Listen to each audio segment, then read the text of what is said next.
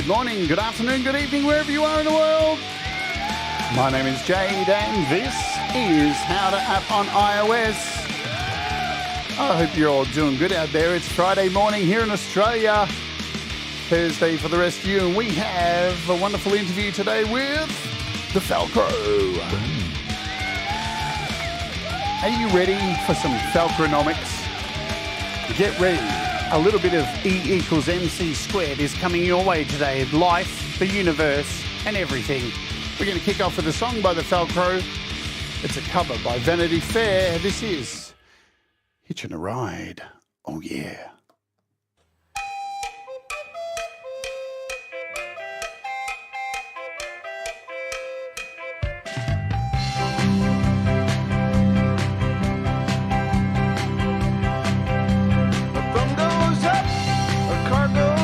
It's nearly 1 a.m.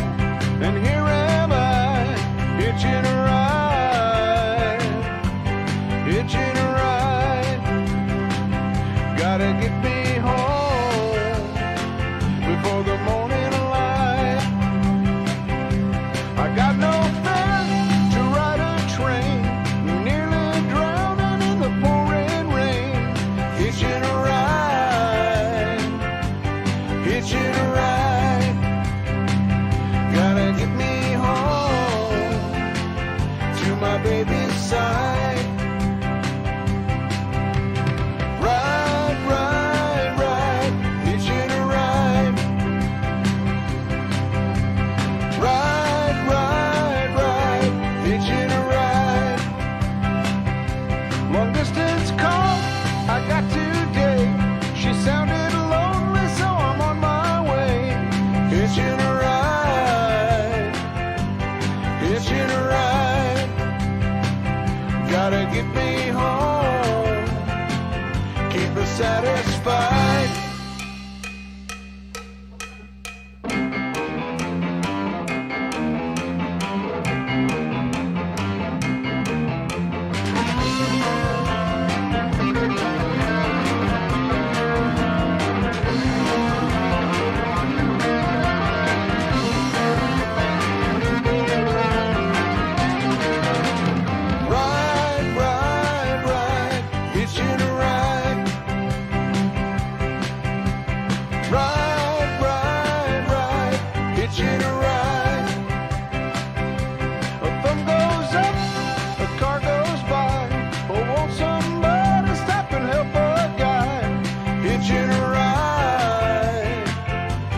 Hitching a ride, been away too long from my baby's side.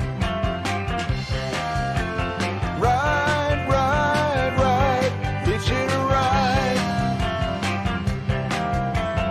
Ride, ride, ride, hitching a ride. Ride, ride. Ride, ride, ride, ride, ride,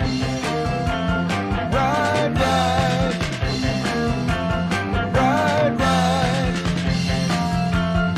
ride, ride, ride, ride.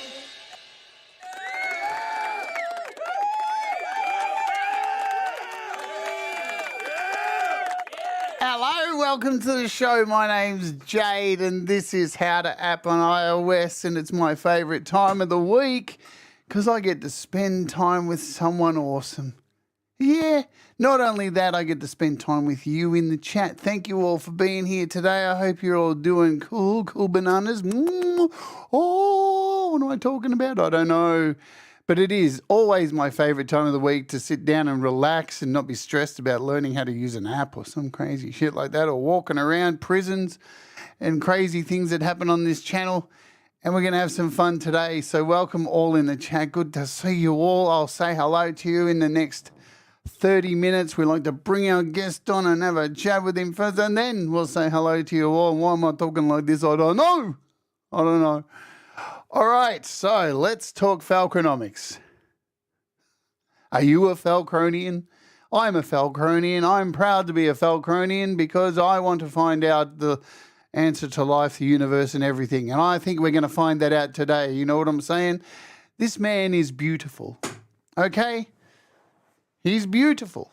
And we're going to find out all about who he is, what he does, why he does it, and what exactly is Falcronomics today. So I'm excited to have him on. Let's do it right now and bring on, ladies and gentlemen, Richard Manning, the Falcro. Hello. Hello. How are you today, Jade? I'm okay. I'm doing good. How are you? Good. I am excited and nervous and happy and all of the other things in between. You look sexy. You've scrubbed Thank you. up. Yes, I showered today. You've done more than me today. I fell out of bed. That's the extent of my work today. That's what I usually do. So it's a special day for me. Nice. And I see, man, you're wearing your lovely Brad example how to app on iOS merch. Yes, so thank you for doing that, for purchasing merch. I do want to say though. Yes. If you're a bigger gentleman or lady like myself, you have order a 4X if you normally wear a 2. Because it just runs small. They're great shirts, super quality. Yeah. Sorry, okay. No, soapbox over. That is the thing with that t-shirt company. You know, I hadn't checked on any sales in like 2 months, and I checked the other day. I was like, oh my God, people have been buying my merch. I forget it's even there. You know, I'm terrible. I'm terrible with all that stuff. Falcro, I'm going to start off with asking, what the fuck is Falcronomics? You'd have to ask Gordium 85. Gordium 85 came up with that term early on in the Lame Live. And he came up, he said, I would say hello to everybody, and he'd come in with Falcronomics, and it just stuck. And then everybody started adding words to it. But Falcronomics is the basic original Falcronian word. So, and the funny thing is I don't even like to math. We're going to go down a whole rabbit hole of Falcro words here because you sent me your bio for the show. I don't know if anybody took the time to read the bio here for the show. Did anybody in the chat go and read what's written in the bio? Would you like me to read it for you? Because I found it incredibly hilarious. So this interview today, let's see what it says here. So you've written... leading the Falcronians to victory and freedom through Falcronomics and Falcrosense. Our mission is to stop Falcrassholes from ruining anything, using our collective Falcraniums and Falcropower for truth and justice. This is the way of the Falcroverse. You've created your own, like, Marvel universe around this name, Falcro. Apparently. Every one of those words was created by one of my participants, by someone that views the show. And there's more now that I haven't added in yet. Leela has a few, Doc has a few that he's added. I just got to get on top of it and get them into the SIG on my bio. You need merch.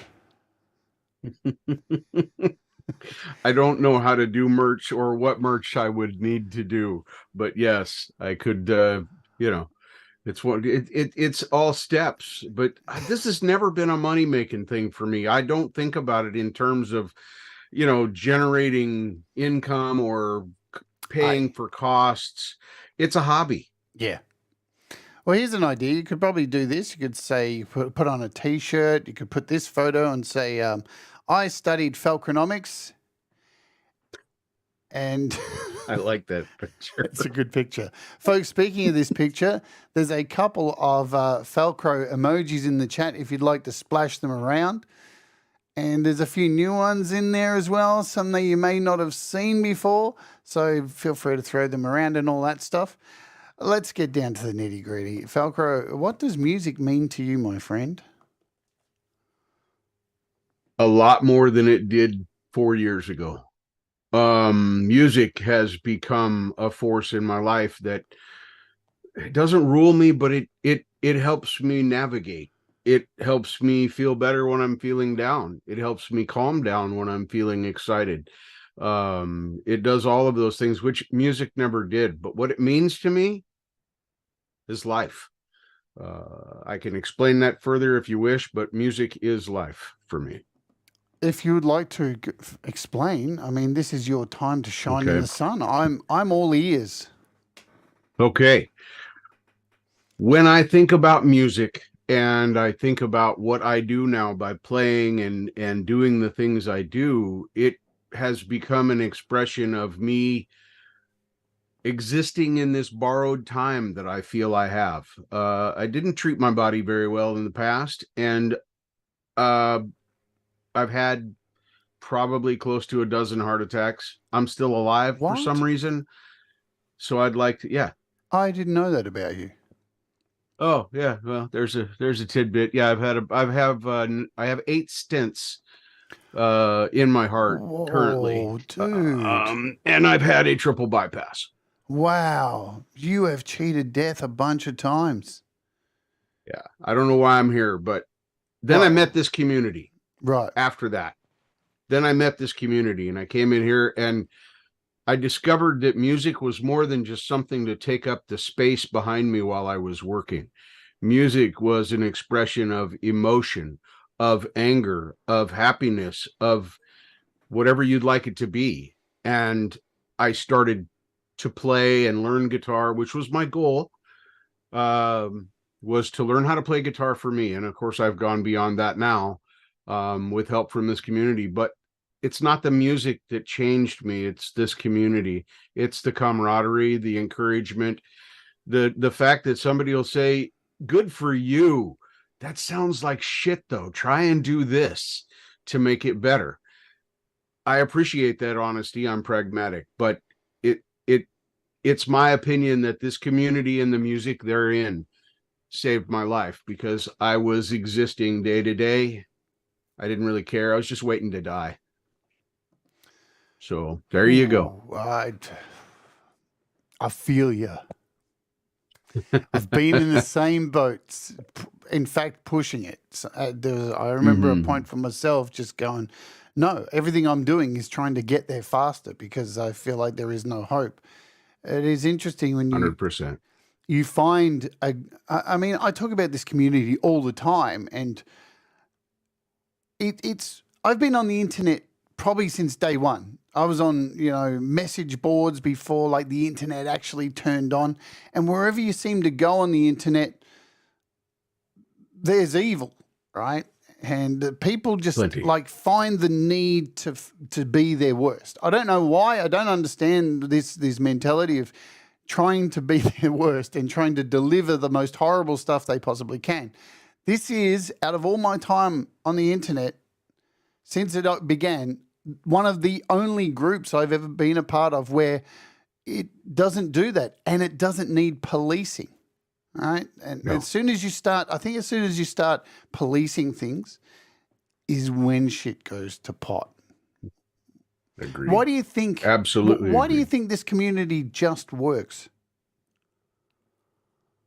Partially because there's so many people in this community that are wholeheartedly involved in the process of just making music. It doesn't matter what kind of music it is. We're very diverse in what we do as far as, there's metal artists, there's classical artists, there's rock artists, there's easy listening artists, and they just bring it to the table and they drag other people along with them by saying, hey, come and do this, come and check this out. More people are doing lives and talking about what they do, which is incredibly hard to watch because there's no time, but it is really gratifying to see that. And I think that's why this community works. Everybody participates. We have rows. There's, between people sometimes, but they work it out. We're adults, and that's unusual in today's climate, but I like that I'm here. No, I love that I'm here. Yeah. Oh, same here. Like to get up every day wanting this. The community keeps me going and busting my ass. Let's get personal here and go back. Let's go back in time. I wish I had a floating effect. We're going back in time. Yeah. I don't have that budget. Richard, the music. Do you recall being played in your household growing up as a kid? Who were some of the artists that your parents may have played, and have they influenced you?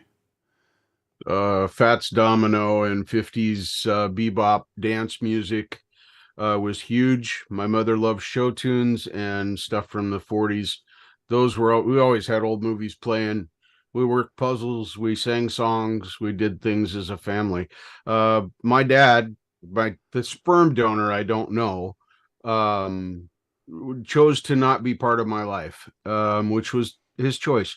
My stepdad, however, that's the person I call dad, or called dad, was probably one of the most influential people in my life. But the music that he listened to was country, and it was country and westerns. So then I got that influence, and then I discovered I like metal rock and ZZ Top and blues, and I just kind of went out from there. But the main music was show tunes, bebop, and country. I always find it interesting when people find metal. Were you an outcast when you found metal? Did you feel like you didn't fit anywhere? Absolutely, 100%. So what was it about harder rock that made you feel like you now fit? People didn't care as much about what clothes you were wearing, what the brand of your shoes were. This was the 80s. It was coming into a time of very, very social awareness, pre-social media, but same kinds of pressures were there just in real life. I remember people, grabbing the backs of shirts and jackets to look at a tag to see if it was a fake and things like that. And I was part of the crowd that couldn't afford those things. So I always had, the Levi's fake Wrangler jacket on for my blue jean jacket. And a lot of that changed with rock and roll, because people just wore whatever, their combat boots or torn up whatever they could get at the Goodwill. And that made a difference in me being able to fit into how I looked. And they also participated in other things that I found fun, like smoking pot. We can talk just being honest. No, we can talk about that here. I'm open about my drug use through the years. I think people should be more open about this stuff. That's absolutely what I try to do on this channel. Why do you? People, man, we're talking about clothes and appearance. Why do people get so hung up, do you think, on clothing? I remember being a kid, somebody come to school with a pair of runners, joggers, whatever you call them in whatever country, right? And they may be from Kmart or something there, so they're worth $6. And then that kid got punched. Why do we have such a fixation on the price of things and how much value they are to how much value that person is? Are we broken? Yeah, absolutely. I believe we are broken. I believe that society has pushed us to the point to where we value, and I'm talking in general, not specifically, but where we value the outward appearance before the inward appearance. Sex sells everything, literally everything. You show me toothpaste, it doesn't matter. If you don't look good, if you don't have the whitest teeth, if you don't have the straightest smile, it's all about appearance. And that's been shoved down, especially in America, that has been shoved down our throats now for generations, since probably the late 40s, early 50s. It's all been about making it look better. It's interesting with teeth. Let's talk about that, because when I see people whose teeth are unnaturally white, the first thing I think is, geez, your teeth must be dog shit under those veneers. I don't look at them. I don't know. Maybe my brain is so broken. I think maybe in those circles, for those people, they go, oh yeah, we've all got to have the same amazing white teeth. But for me, I see those people and I just go, You're not like deceiving me, motherfucker. Like, I'm not stupid. Exactly. Right? Do you even eat? Like, you know what I'm saying? Exactly. My drug of choice, we touched on drug use earlier. My drug of choice was leave Lori alone. I don't know what that's about. Anyway, my drug of choice was methamphetamine. I'm a chubby guy. I always have been. It's my body type. Mm-hmm. I'm not terribly obese. I'm just thick, and I always will be. For me to be a thin person but meth, although I didn't really care for how I felt, it brought my metabolism and my eating levels into a place where I could just do normal exercise and lose weight.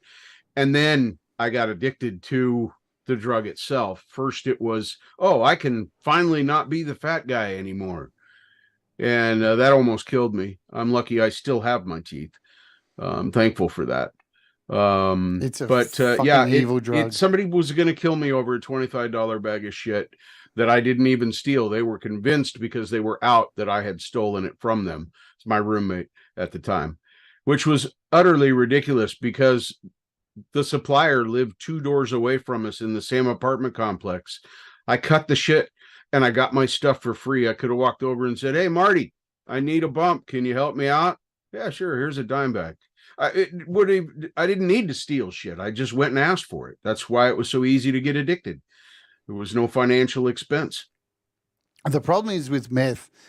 Look, I am an advocate for drug use in moderation, like everything. Absolutely, like everything, right? Because I'm not going to lie, everything that I've done has been in moderation except one drug, and that was meth. But it wasn't the meth that I believe that was the problem. It's the sleep deprivation.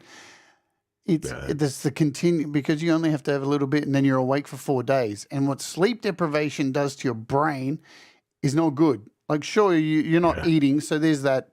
There's other things, of course, but the sleep deprivation changes your brain, and this is where people start hearing voices. It's not from the drugs. It's from being awake for 4 days straight. You start hearing things. You start thinking things are happening. You start looking at people and thinking, well, exactly. Paranoia builds up, and that's where it is. As soon as you can get off the stuff, like, of course, your body's going to thank you for it, but you stop hearing things. And I've been in households with people on it, seen it happen to them while I was on it. So then when it started happening to me, I knew what was going on. I knew what was going on. I was like, oh my God, I'm starting to hear things. They're not real. Yep. For me, the thought that somebody was going to kill me over a $25 bag, or it just threatened to kill me, whether he would have actually done it is immaterial, was absolutely ridiculous. My brain wasn't that far gone yet. And I just went, I'm stubborn. I just said, I'm not going to do this anymore. And I wrote a letter to my mom and said, blah, blah, blah. Can I come home? And she showed up at my apartment a few days later and said, let's go.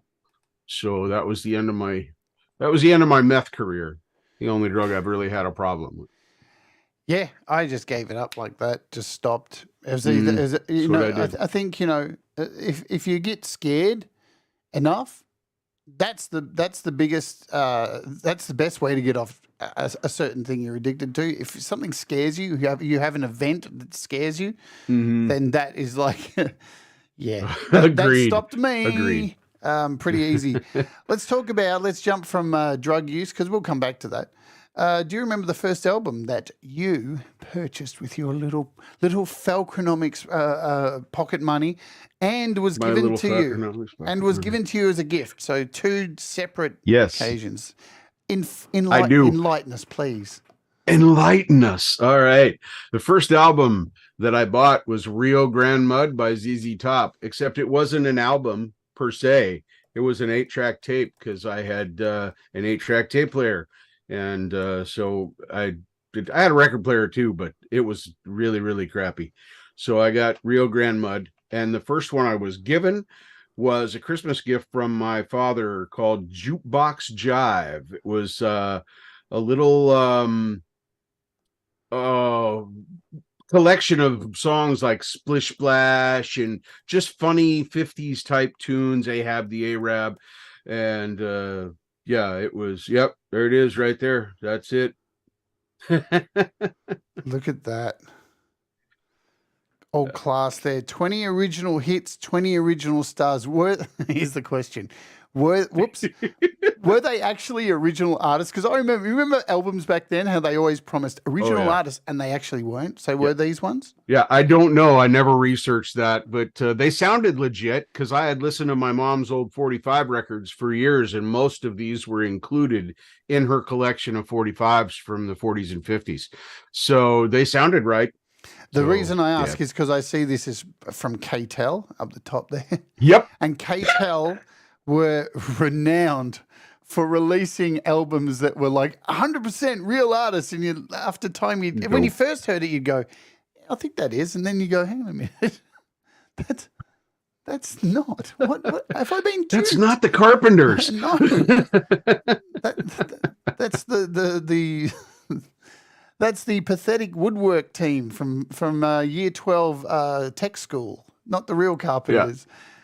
Exactly. So did these? Do you think these albums have shaped your listening, or do you still go back and do you go back and listen? Do you have? I no longer have drive? any of the. I Damn. wish I had the album. I do wish I had the album, but I no longer have. I had like 3 or 4. They did. KTEL did 2 or 3 years in a row of these albums, and I can't remember the names of all of them, but those 3 albums pretty much covered every joke song ever done up until about 1975. But as far as influencing my music, absolutely. My taste in music was hugely affected by ZZ Top. I had never listened to anything quite like ZZ Top, and that led me into listening to some other artists that I hadn't really studied, B.B. King and some things like that I found I really liked the blues, and started listening to that. And then shortly after that, I know it's your favorite band, Jade, so calm down.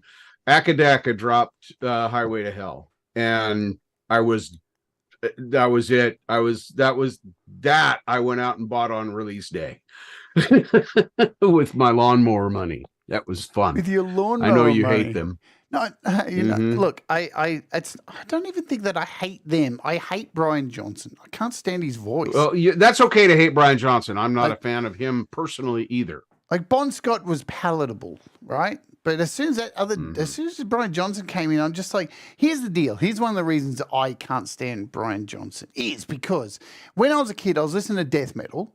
And all these kids used to punch me at school, stupid death metal head. And they'd be listening to Akadaka. And I'd be like, what's the difference? Like one sings in a low register, and the other one sings an I still can't understand either of them. So what is the difference? I don't know. For me, it was all about the beat and the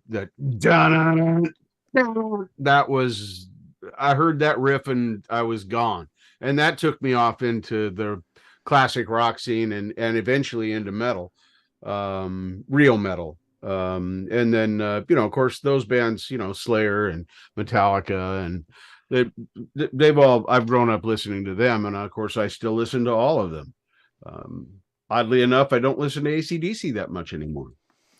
Yeah, it's funny that I grew up listening to Kiss and now I hate them. So it's, but I was a kid then, so my brain wasn't formed properly. I read a report today that Gene Simmons made a statement today saying he's not planning on stopping playing live anytime soon. I saw Kiss in concert 5 years ago. I saw Kiss in concert. Gene, stop. It's time. Stop, please. And don't make another reality show. We really don't care. Oh, my God, no. We've had enough. Did you ever see the album that the box set that Gene Simmons released called The Vault? Oh, nope, man. I never did. Oh, man. If you get a chance, I've done 2 videos on it on my channel here, where I took the video. So he released a video talking about this thing called The Vault. Right. It's a collection of songs that he never released that weren't good enough to get on Kiss. So for me, if it's not good enough to get on Kiss, and I don't really like Kiss that much, then to me it already sounds like they're going to be shit songs. So he releases them, and the whole thing was you buy the album, and you can buy it in different ways. There were tiers, and if you pay for I think it was $4,000 tier, you get it's sent to you in a vault, like a safe, and it opened up and it's got some things in it. And he comes to your house. He literally comes to your house and performs some songs in your house. Anyway, cut to the thing being released. He goes to some people's houses and he releases a video of him playing at people's houses.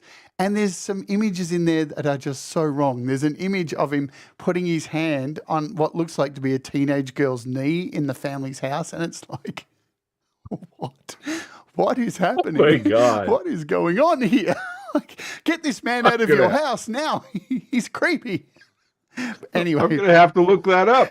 but I made a couple of videos taking the piss out of it. If you look on my channel, you type in Gene Simmons, Jade, Starr, you'll find the videos I've made and they're taking the piss out. All right, I will do that. I think they're funny, but they're probably not. So let's play a song because today you have selected because you don't have enough music out, which we're going to talk about that later on. And this year is going to be different for you.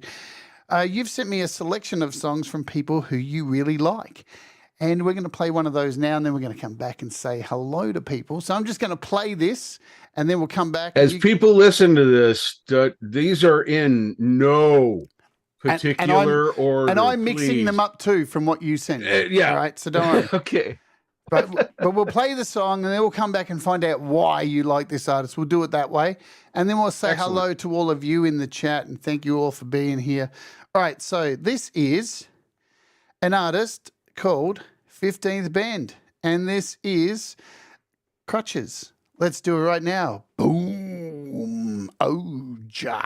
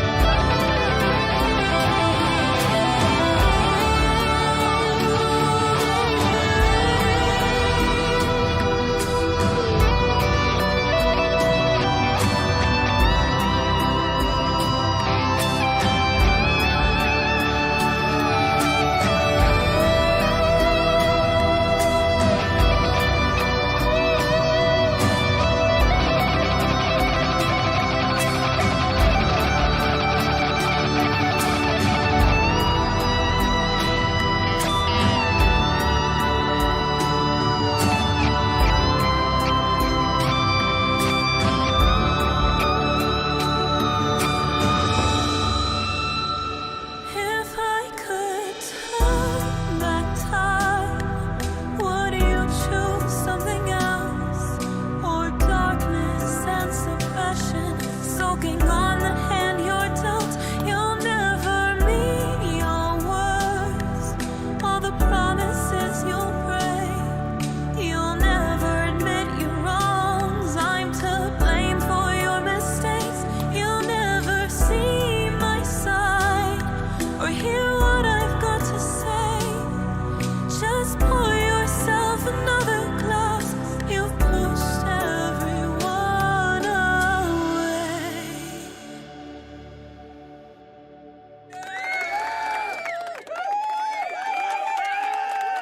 the amazing 15th band Dude's Got Talent and the people that he works with. Also, he chooses some great people. Falcro, what is it about 15th band that floats your Falcro boat? Boy, that's a great question. His rise to talent, I mean, he did the way in which he practiced and applied himself and used the natural talent that he's been given is amazing. He just rocketed right to seeming great guitarist status. I don't know how much experience he had before he came on the scene, but he claimed to be a fairly new to the guitar player. But it's mostly the heart that he puts into it. That song, for example, it's, I think most people looking at it at surface value would see the addiction, the alcoholism, the drug, the whatever that is the problem from the past. I think about my abuse of my family and where I've come from there. I've said this before on my show. I don't have any regrets about my life because I wouldn't be who I am today without all of those events. But there are some things that I would attempt to do differently if I had to do it all over again, and I had the knowledge I have right now. And that song reminds me of that commitment to being something different than I was. Hindsight. It's an amazing thing, and I wish we had the ability to see. But, you know, I agree with you too. No regrets is the best way to go. You know what? I think I mentioned this on one of my rant with me's on the...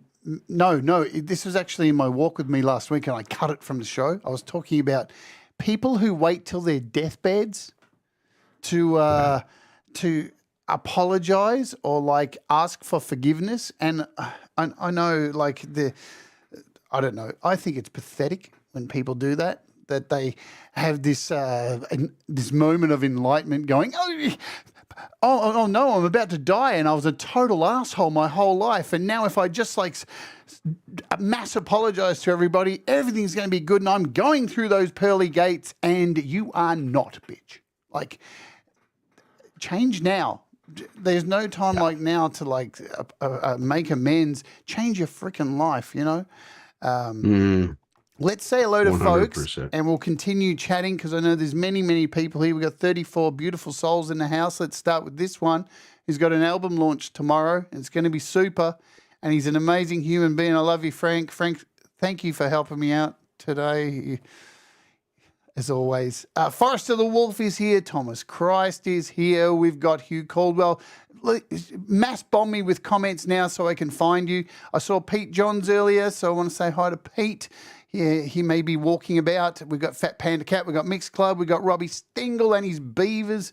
We've got Michael Thompson. We've got Ali Gratilla, the Mixed Club. Scott Borthwick, hello. Many Independent, Many United. I'm trying to keep up with the con. Independent, Many United. Hugh Caldwell. Audible Video. Lynn, the beautiful Lynn is here. Love you, Lynn. Lars Guitars. Matthias. Kim Harden Hudson, Deep Gravity, good to see you, Cam. Who else do we see? There's many more people who I've probably missed out. I'm trying to remember. Let me scroll up a bit. So, Tremor Bear, hello to you. Kid Kane, what's happening? And I hate missing people. So if I've missed you, just type something now so I can get it in. Greg O'Sullivan, boom. What is happening? Boom. I know there's many people that I have missed, so I do apologize if I have, but I gave you a chance to like type some kind of weird, profound shit to me so I could like pick it up. But there's your moment in the sun. It's done. All right, that's the end of the show. Goodbye. Hang on, we're back. Sorry about that. A technical malfunction. Russ? Yes. Brad's probably watching Russ. as well. Hello, Russ. For the lurkers, lurk away. Do your thing. I don't give a shit. Just lurk away. Please and thank you. Yes. We love our lurkers, don't we? We love our lurkers. There's Brad. See, he just wrote there. See, I called him. I summoned him, and the filth ball crawled out of the mud. You summoned him right in there. Yep. He crawled out of the proverbial ooze. Okay. So when you're at school, were you interested in music at that time? Did you like want to play guitar? Did you pick up anything? No. I was given piano lessons from the age of about Well, I started on the organ. My grandfather played the organ. I was always in his little den where he had his organ, mostly because I like the Leslie speaker and all the warmth.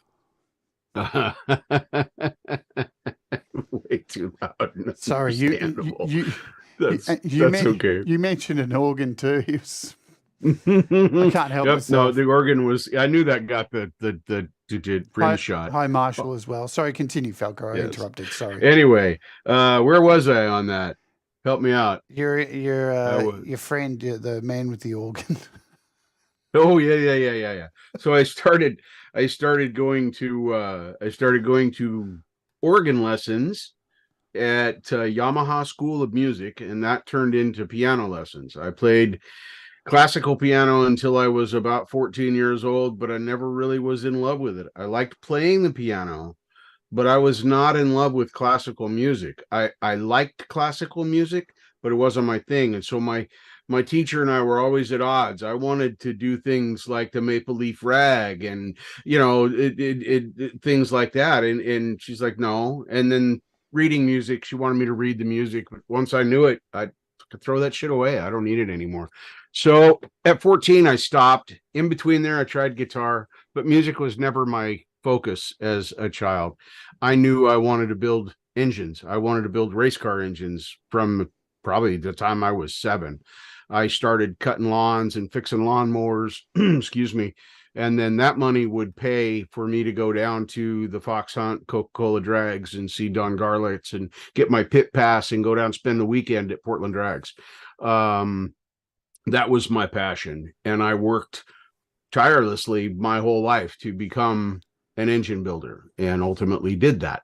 So I never wanted to be a musician. I just wanted to build stuff that went fast. So. Man, so drag. let's talk about this because I'm always fascinated by drag racing, and I don't mean the. And I don't mean like getting a go-kart and putting on a dress. All right, so just get that out of your mind. But it seems like a sport that is far more, I guess, costly and far more effort to go in to keep cars upkept than normal motorsport because of the brutality. I mean, you got fucking pretty much nitrous in the back of these.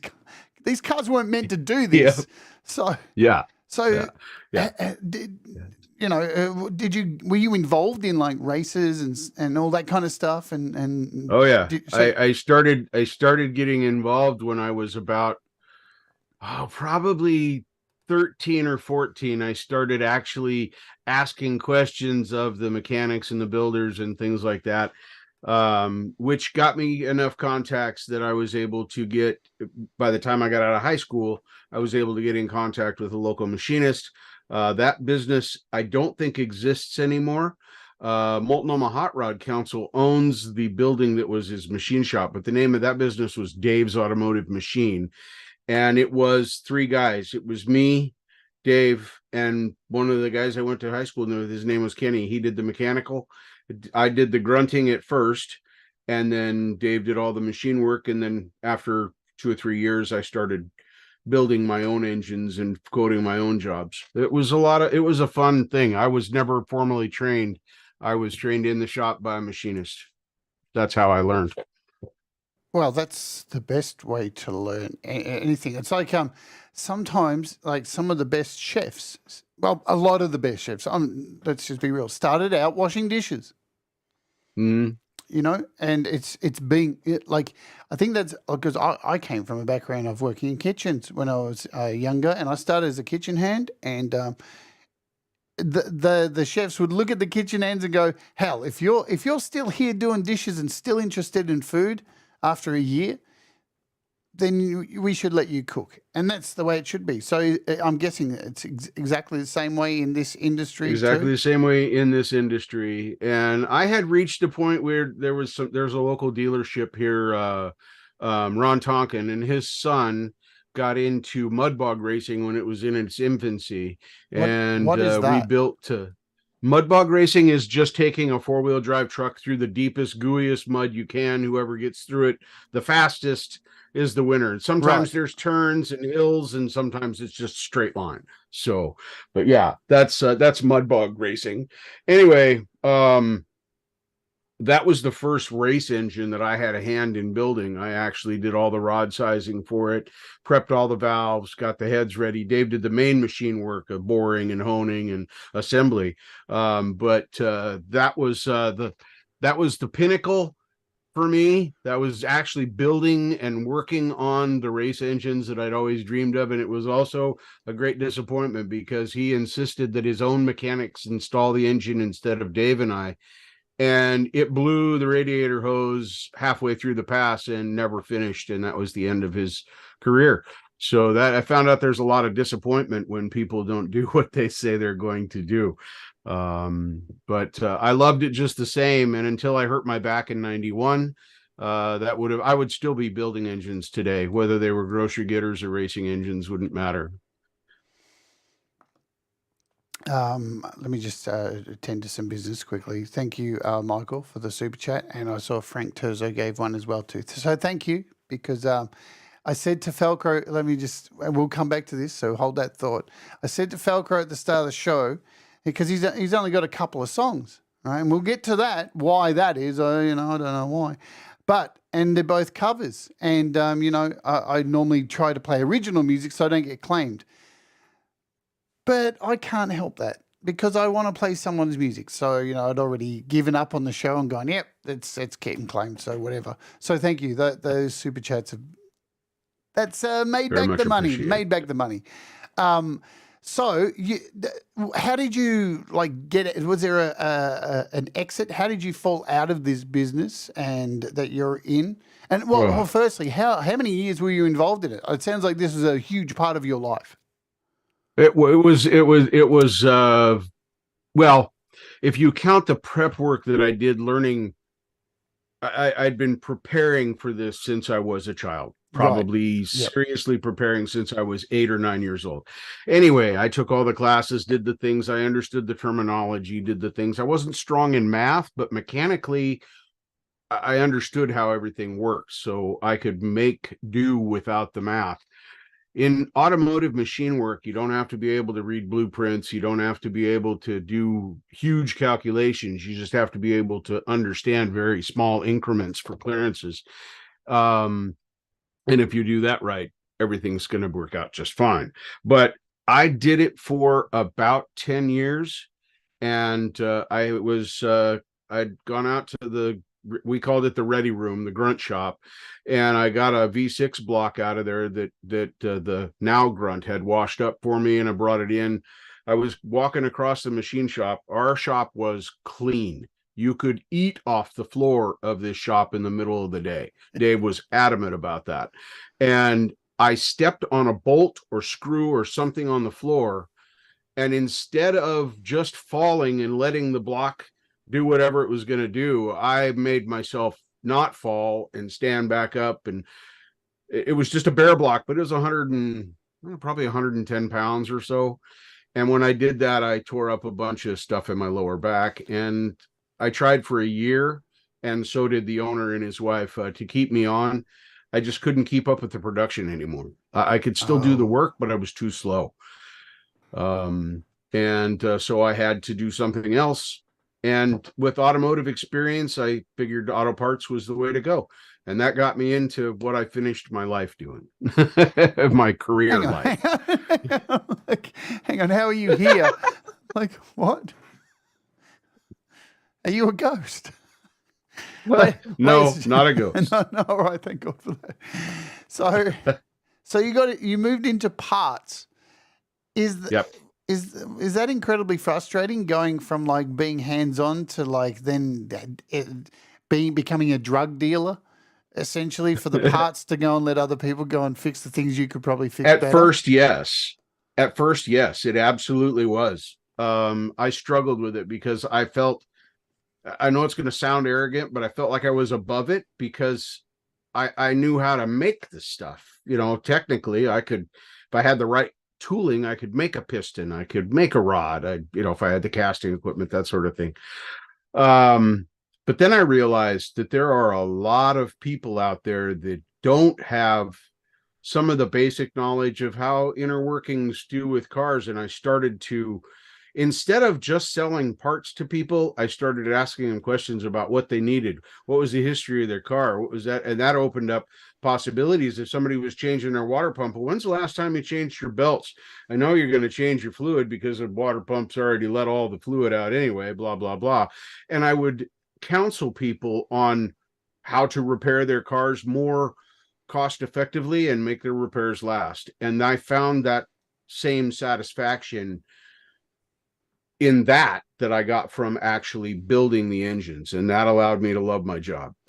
And that made all the difference. See, I love that. I think in today's world, I think every kind of job out there is lacking the one thing that gives value, and that is empowerment.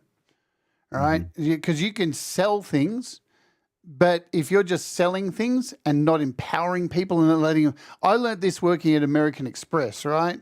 Now, they're a huge corporation, but the way they treat their card members, because they're not customers, you're not allowed to call them customers at American Express. It's a golden rule.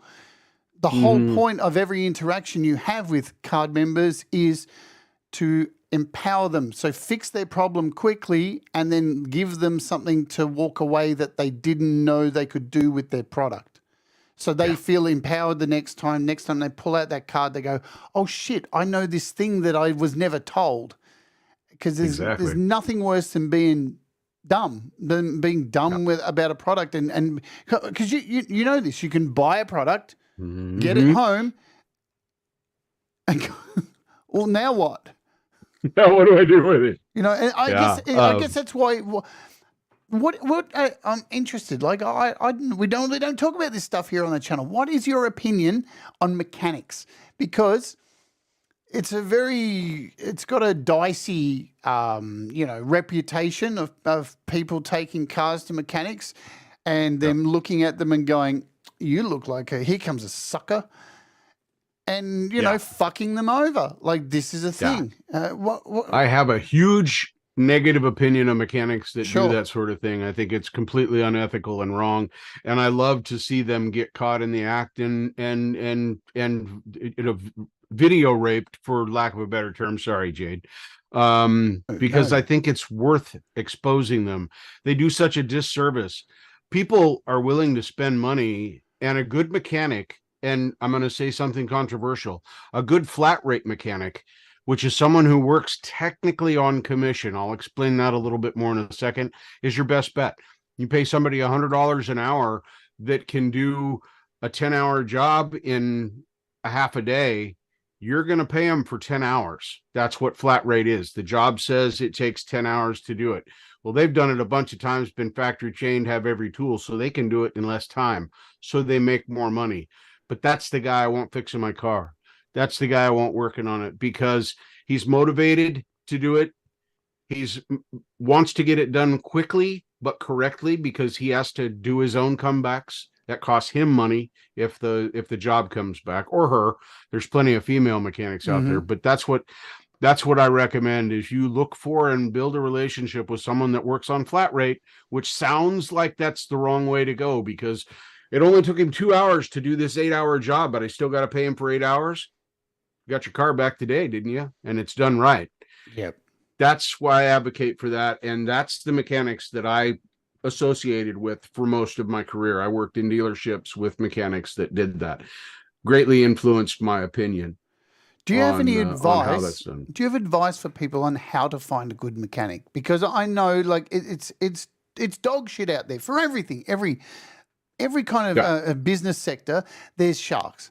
Do you have any advice? Absolutely. Go to your local auto parts store. I don't care what one it is. Napa, or Pet Boys, or I don't care. Go there and talk to their commercial guy about their accounts and the shops that come and buy parts from them. What kind of people work there? What kind of stuff do they do? What kind of work do they do? Do they buy all the parts to fix the timing belt right, or do they just replace the timing belt and shove it down the road and hope that nothing else breaks? That's probably the best way to find by reputation. At the machine shop I worked at for 10 years, we never had a single advertisement, and we would work some in the summertime racing season. We'd be there from 3 a.m. until 6, 7 at night just to keep up with the business. Yeah, assholes and elbows doesn't begin to describe it sometimes. So yeah, that's my advice on how to find a mechanic is go to your parts store, talk to the commercial, whoever handles the commercial accounts, and just have a chat with them about the shops. Now they'll be, until they trust you, they may be a little nervous because they'll think you're trying to get something out of them. But once they know that you just want to take your car to a quality shop, they'll help you out. Great advice. Because there's nothing worse than dumping a fuckload of money into something and getting it back with 100%. You know, and speaking of money, I'm all about a good segue, and that leads us to our next artist that you've chosen to play. This is somebody who's here in the chat right now, a close friend of yours, somebody who inspires you and many other people. I've had him on the show before. This is a track called Money. We're going to play it, come back and find out why you chose this track. Are you ready? I'm ready to rock. Let's do it. Yeah, It's Money. I'm ready. It's Marshall.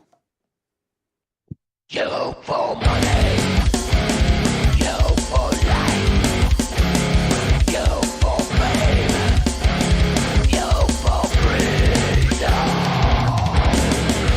It's no game. Wait, what? We got for money, we got for fame. When the judge to the road, you wanna know how to know in your empty white clothes.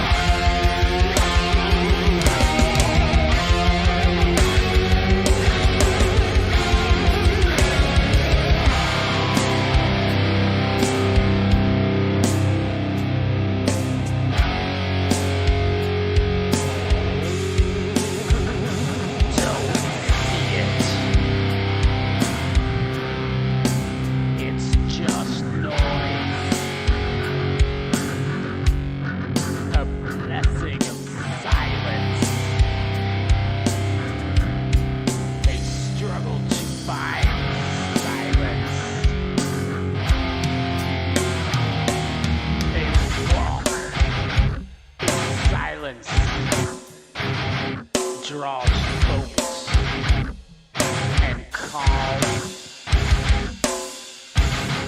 The thought of the Joneses disappears. My nails are done, my neck is warm, and I've got my brand new coat. Paid $500 for this mofo, and I got my weed to smoke. Send the kids to school with a brand new phone. Paid $1,000 for that. I got my hair all dyed real nice in my $90 hat. New car ride, it drives itself. My mistress has fake tits. I'm drowning in my ego sweat, and my wife has fake lips. Our dog is small and worthless, and it eats at KFC. And if my life hopes don't come alive, my kids I'll never see.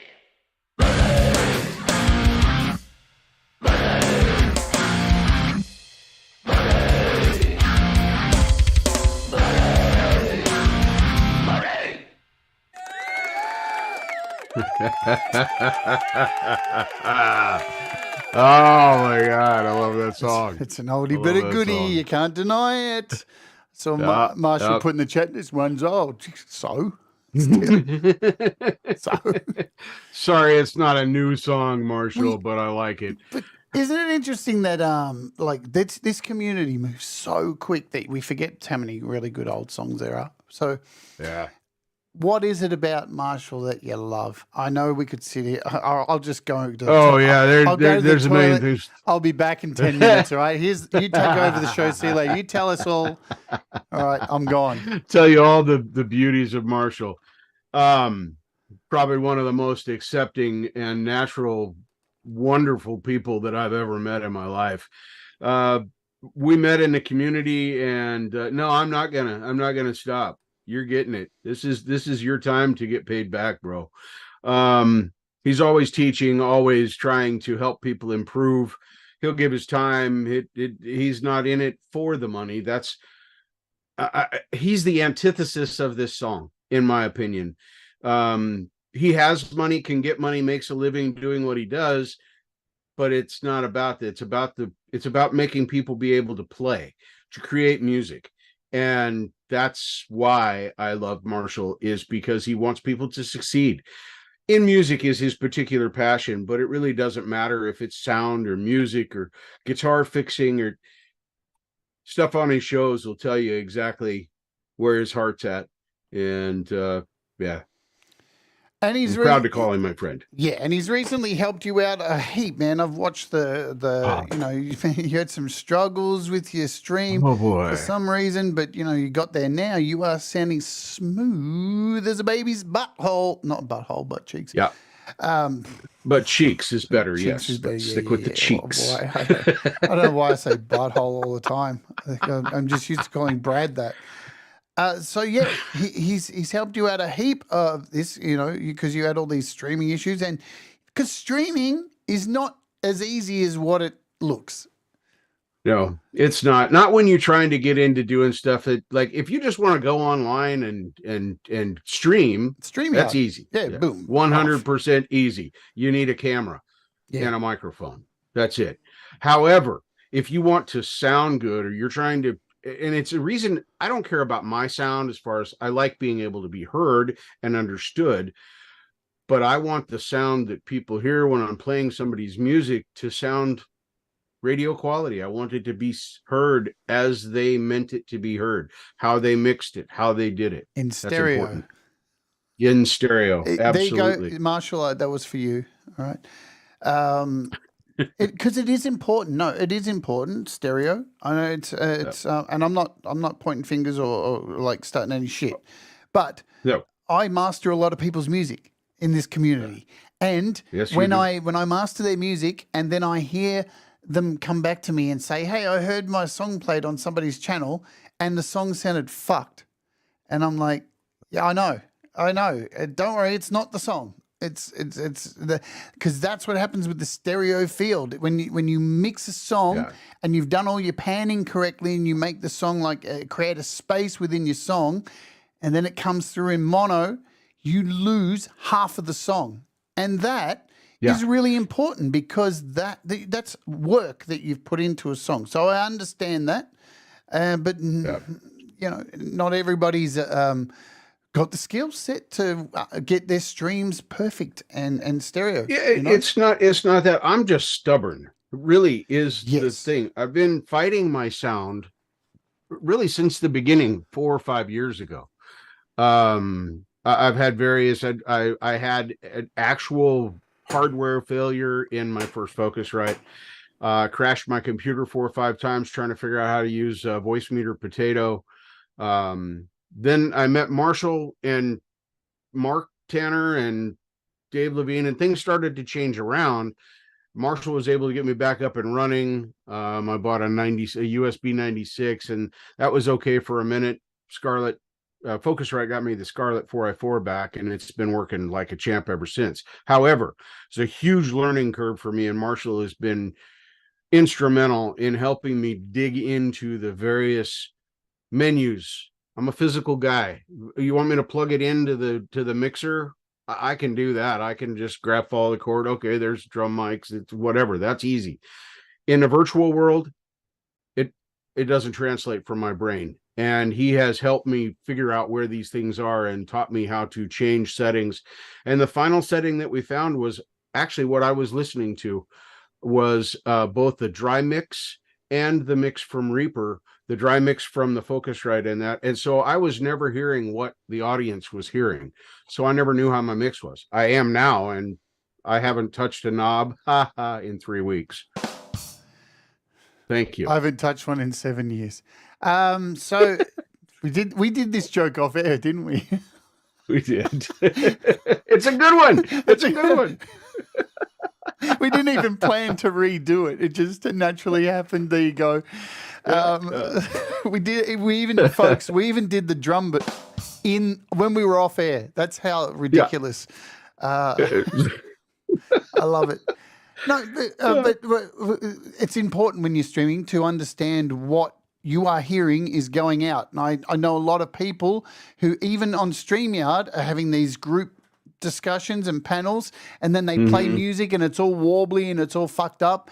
And it's like, but to them, they think it sounds fine. And they've adjusted it on their levels. This is one of the problems of StreamYard. Like I'm an advocate for StreamYard to make life easy and these streaming services, but there's the problem is with it is that it's not, you don't have the control over it like you do with something like OBS, and OBS empowers you to be able to hear sound. And it's like, I don't know if one of the tricks I use for OBS, which is just, it has got me out of so many problems. Whenever I want to make sure the sound that's going out is okay, I just hit start record on OBS, and it records a video of what's going out, and I know exactly that's what's going to be right, and then you're good to go. Delete the video straight afterwards, and you're in good standing. Yep. So how did you stumble into this music community? Did somebody bring you into it? Did you fall into it? Did you just trip over and here you were? How did that happen? I literally tripped over and fell into it. I had met Dave Levine. That's who I bought Ruby from. That's my Strat. He was my first guitar teacher. And he's a bit, I didn't stay with him, not because he's not a good teacher, but I never wanted to play and do as well as he teaches music, and I just wanted to learn how to play. Now I want to learn music. I'm at a different place than I was then. So I stopped going to him and just started going in. But through that, I met Mark Tanner in his chat. And then Mark Tanner said, well, you should go over and listen to this show on Metalhead Hippie. So I went over there.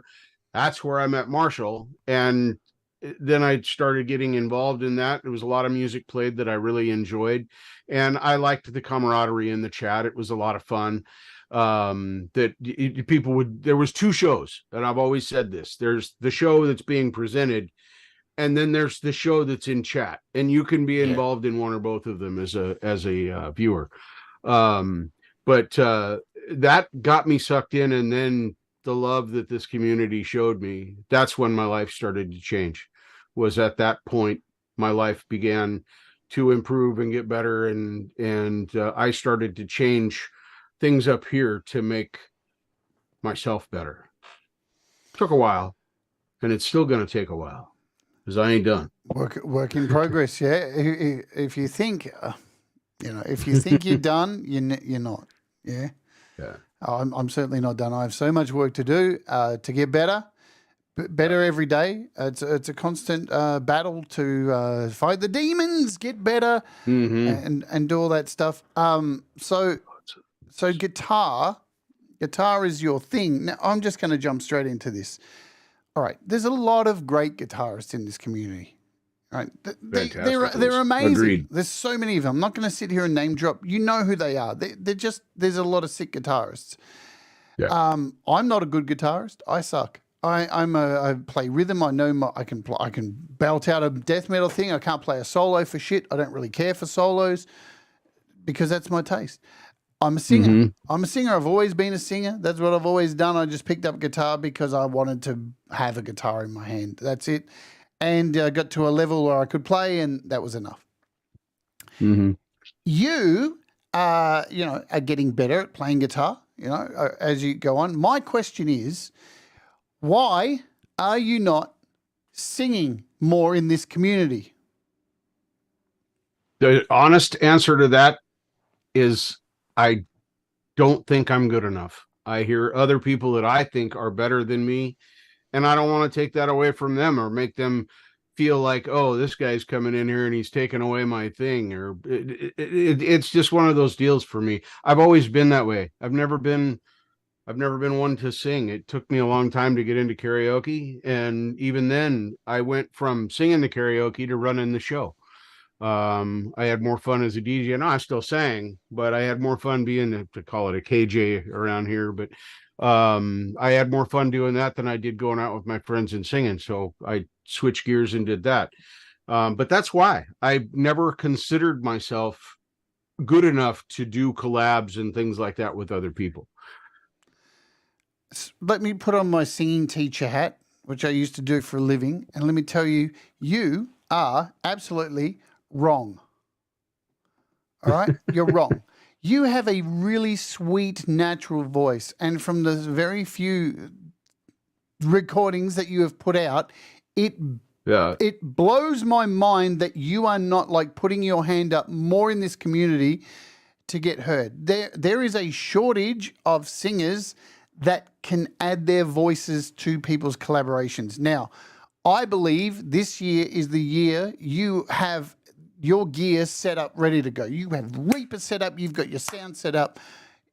I mean, there's only so many songs that JDL can sing, right? And that's not love you, JDL. It's not a slight on JDL. That is absolutely not. But that dude gets called up so many times, right? Because he's a good singer. Yeah.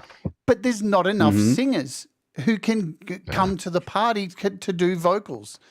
So I really think, and I'm putting it out there to the community here, if you are looking at doing a cover, consider this man right here. Reach out to him, because I'm telling you, his voice is fucking good. And you should be singing more. And I'm not telling you like to give up guitar or anything like that. Absolutely not. I understand. Right. But I just think you like that song we opened with today. It's just such a sweet voice. You have a very sweet, natural voice. And it blows my mind that look at Hugh sitting here going, he has my email. I'll bet Hugh's already reached out a shitload of times and you just haven't taken it up. He has on a couple of different collabs, and Lori has as well. And I backed out of the one with Lori because I didn't feel like I was the right singer for it, and I kept dragging my feet, and I didn't want to drag it for everybody else. That song has since been released and was fun. It was good. Yeah. So hello, Preston's. So made yeah. it. Preston Hello, just announced Preston. that he's here. Preston, look, you've got an emoji, Preston. Look at that. There's an emoji. Preston's got an emoji. Preston's got an emoji. Everybody agrees with me. The Lady Campion agrees. You should sing more Falcro.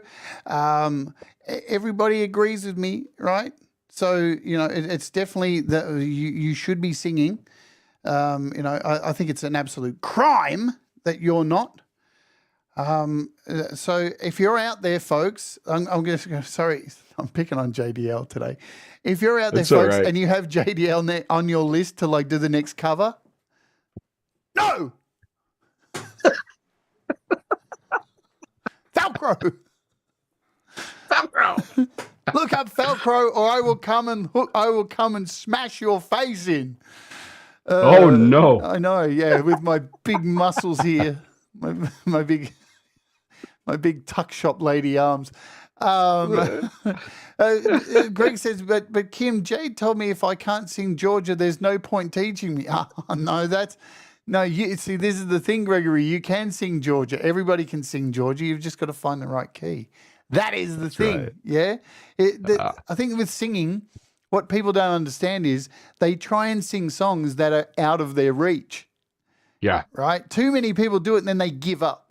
But you do realize, people, you can change the key of a song. You don't have to sing it in that key. Once you find your key and understand your range of where you can go, then the world is yours because you have a plethora of songs that you can sing. And the more you do sing, the more your voice expands, it gets better. Practice. So here's my dilemma. Here's my dilemma. Maybe Yes. you could tell me a way to get around this, Jade. Sure. When I'm singing, even when I'm singing karaoke to a track and the words are on the screen, in here, what I'm tuning my vocal to is what my brain knows the song sounds like. If I lose the sound of the song in my head, not the physical sound that's happening in the room, if I lose the one that's in my head, I can't sing anymore. I can't find the key again. I don't. So I only sing songs in their original keys because I don't know how to make my brain hear it correctly in another key. Does that make sense? It makes sense, but what helps is just listening to the song in the new key over and over again. Yeah. You know, we're creatures of habit. The more we hear something, the more it makes sense. You know, the more we True. the more we sit It down at makes school sense. and get taught things, then we remember this stuff. It's not actually. I don't know if it's actually that we learn anything. I don't know what your thoughts are on this, or just do we just remember stuff? You know, Maybe just remember. I don't know. It's always a thing for me that I'm afraid that if I'm singing a song and I'm going along with it, especially in a public setting like a karaoke, or if I were doing a live set with another band or something, singing with them on a open mic night, and I had that happen to me, absolutely be mortified. And I'm hard to embarrass, but I don't like to embarrass myself. Does that another conundrum about me? That it's hard to embarrass me in public, but if I do something like that, I am absolutely mortified and I just want to go home. Night's over. well, you know, I honestly, I'm not bullshitting you. I think you have a beautiful voice, and I want to hear more of it. And Thank you, Jade. that would be fantastic. And I think this community will just, you know, eat it up, my friend. Because here's the deal: there's something about you, Falcro. You're very lovable. You're like a bit of a teddy bear. You're like the softer version of Jeff. Somebody told me once they thought you were his brother. Has many people said that to you before? He's much better looking than me. So Oh, I don't know. I like Jeff at the core of it all. I like Jeff. I'm not slagging he's- Jeff off. He's a hard man. He's out there living his Alaska dream. Fuck Alaska in the wintertime. I'll go visit in the Oh, fuck summer, that, but yeah. better people than me live there in the winter. No, thank you. So Brad says, "I love. Wow, I love thank when you, Brad. Falcro sings. Absolutely. Yeah, it's just something that it's on my mind all the time. I watch all your shows, you know, and I just always think. And I watch you playing guitar, and I think, you know, you're getting better. You're definitely getting so much better. It's so encouraging to watch your development on guitar and get better and better, right? And you know, I know you've got some great people helping you, so that's awesome. But yeah, always just in the back of my head, I'm like, damn, that poor little voice is just sitting there, waiting to they're go. not doing anything. And Lady Campion, she's an amazing singer too. The only way to get more comfortable singing is just do it more often. It is, you know. Good advice. Yeah. Good advice. Maybe I need to hear that advice. So Well, that's another reason why I had you on, so I could tell you that. Hugh says I'm hitching a ride to Falcroville. Speaking of Brad Example, another artist that you picked was Brad Example. So we're going to play his song and we'll come back and continue talking. You ready, folks? fantastic. Let's do this right now. This is make sure I got it all queued up. Try and look professional on this show. Not that, Shh, it's me. You don't need to be professional. Just have fun. All righty, you ready? This is one of Brad's most awesome songs. This is Little Bird. Let's play it. Boom, shakalaka, ooja.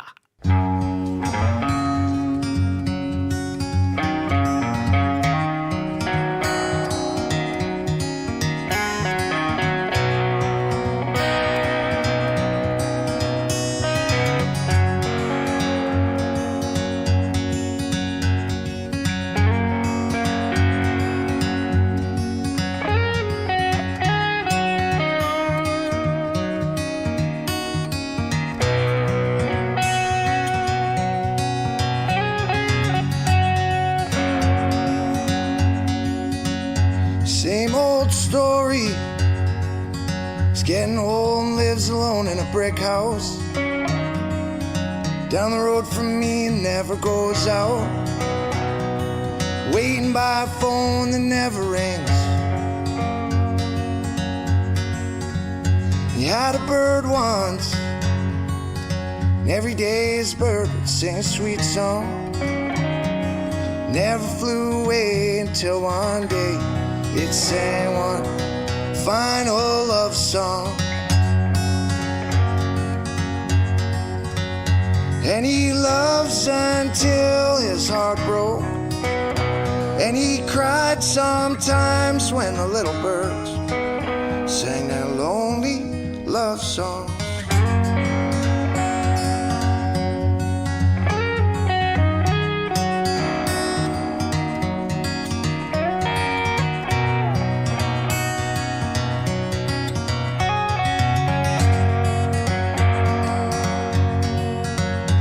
Stares out the window down the road from me and watches the kids play. It's an old oak tree that stands between their homes with roots tangled in the clay. And the tears roll down a face that only tears have ever known. And all this time reflecting back a past could have fallen from an old man's nameless eyes. And he loves until his heart broke. And he cried sometimes when the little birds sang their lonely love songs.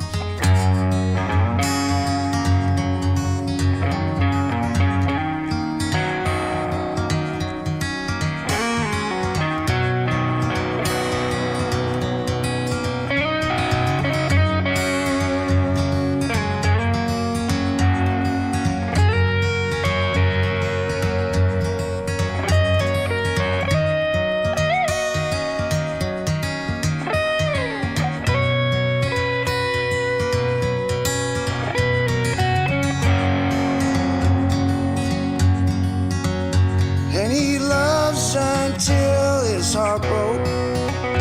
And he cried sometimes when the little birds sang their lonely love song.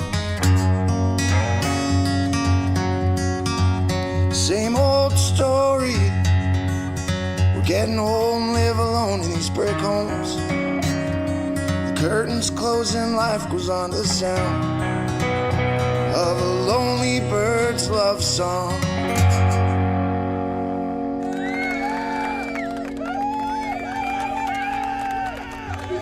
The Brad Example. Speaking of Brad Example, he will be back this week performing live on the weekend. He's doing his second show, which is actually his fourth show because the first two were failures.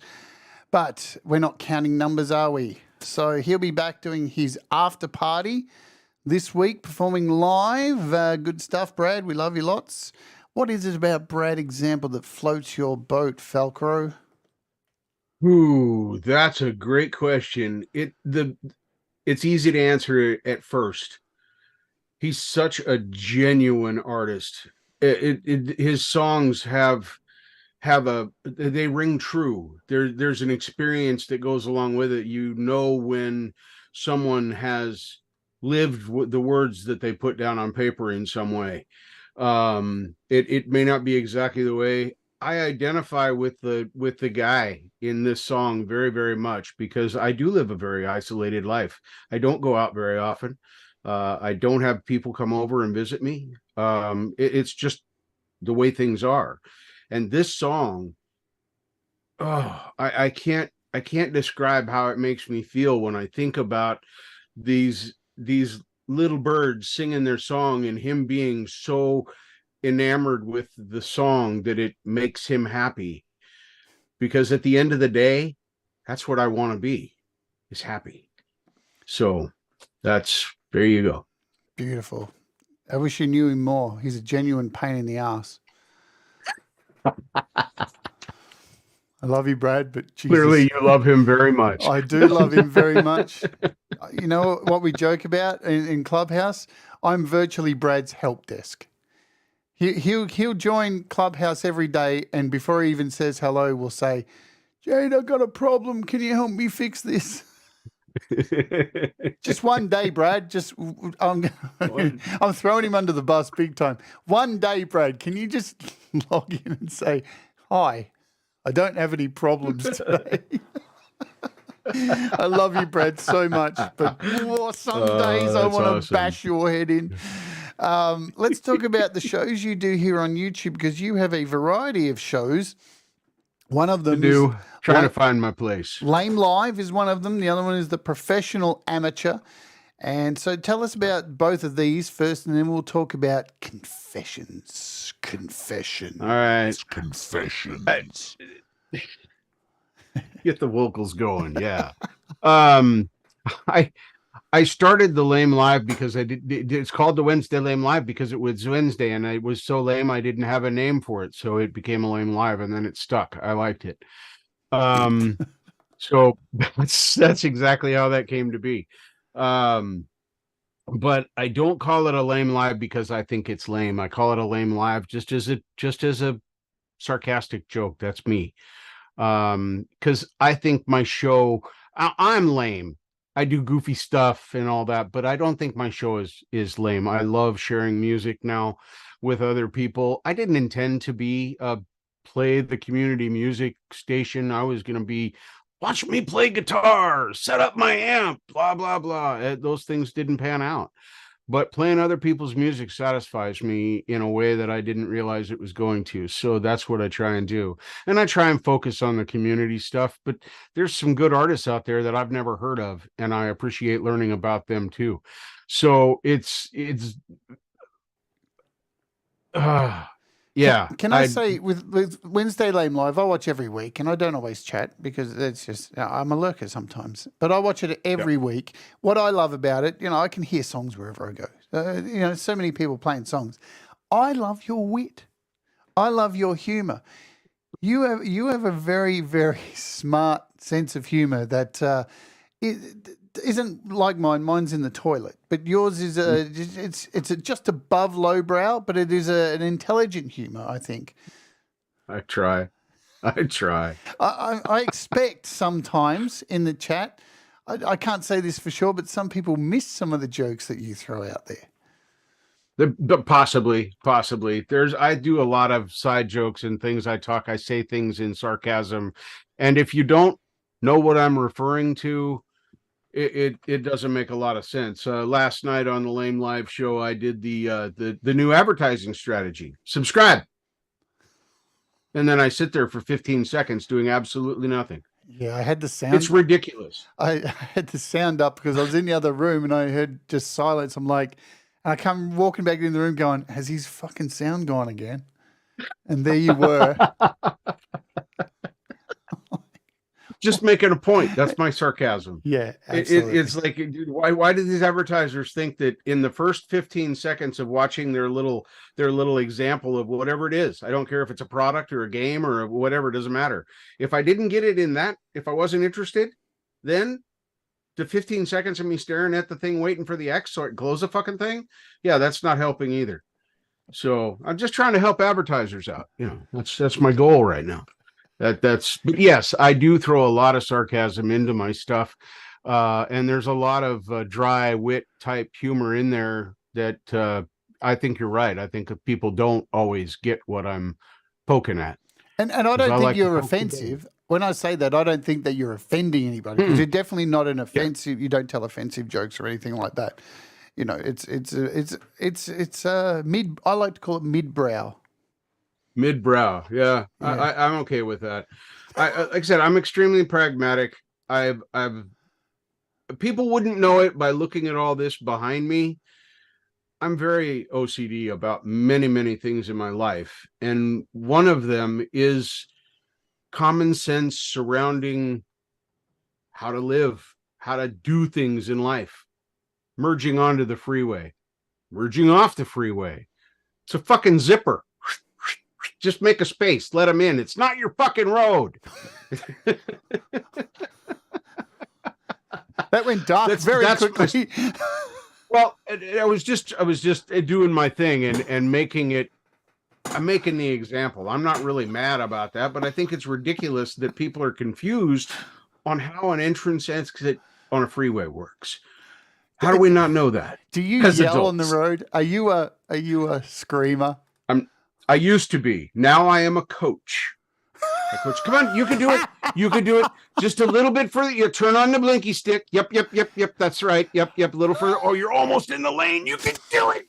Yes. It's a fine line between a psychopath and a coach. Let me tell you that. So yeah, that's kind of what it sounds like in my car as I'm going down the road. Do you deliver your coaching with the window down? Sometimes. Right. Sometimes. If I want somebody to hear something in particular, I'll pull up alongside of them at the next stoplight, roll my window down, say my piece, staring straight ahead, and then roll my window up and go when the light turns green. So that doesn't work very well in the wintertime or when their window is up. Not at all. Hey, thank you, Pookie, for the kind super chat.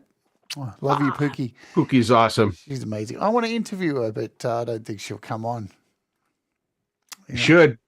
I know. I want to start doing that this year. I want to start interviewing people who don't make music on this show, who listen to people's music, and find out who they are and why they how they found this place, who they like, who are their favorite artists. I think that's they really are arguably as important as the artists making the music. Well, we need without them listening. What do we have? A circle jerk is what we have. That's it. You know, so the more people the more people that come in who aren't musicians, the better for the community, you know? So, you know, hey, if you guys think that's a thing you want me to do, I'm more than up for doing that kind of thing. I'm always trying to expand this show and try different things because, you know, you can't. I've got Falcro's vote. I mean, yes. I mean, we're done. No, look, everyone's going to want a Pookie interview, and she's sitting there going, "Of course, oh, please God." But you know, here's the thing, and even if she didn't want to get on cam, I can use her little emoji. I'm more than happy to do that as well. Because think about it, if I let Mr. Smith come on with his mask on, then I have to give people the opportunity to come and do the same, maybe with an emoji up there instead. Yeah. So there you go. That's fair. That's fair. Yep. And I would like to hear from people in the community as well. The listeners, the lurkers, the people that don't create, that aren't trying to learn to play the guitar or sing or do whatever.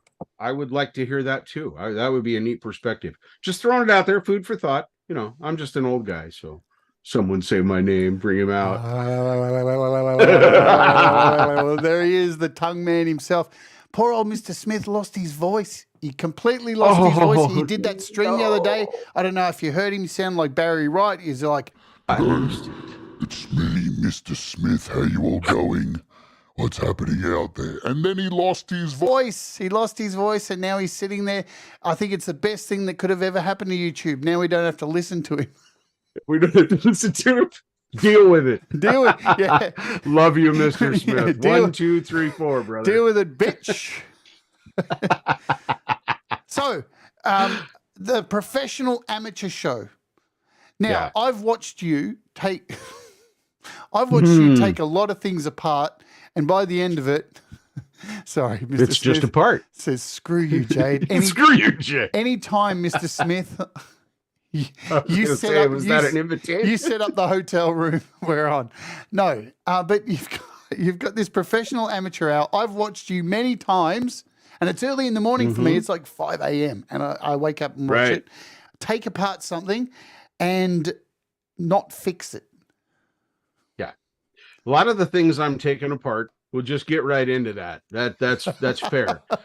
A lot of the things I'm taking apart are already broken. Yep. And I'm taking them apart to see if there's a way to fix them. Current project is that little speaker back there. Right there. That is a little speaker that the battery just quit charging. If I can figure out how to connect power to that charging circuit, again, it'll work. The USB connector just came off it. So that's a fixable one. But like the vacuum cleaner, the other things that I took apart, The vacuum was cleaner just was what? exploratory surgery. The vacuum Yeah, cleaner was it what? was.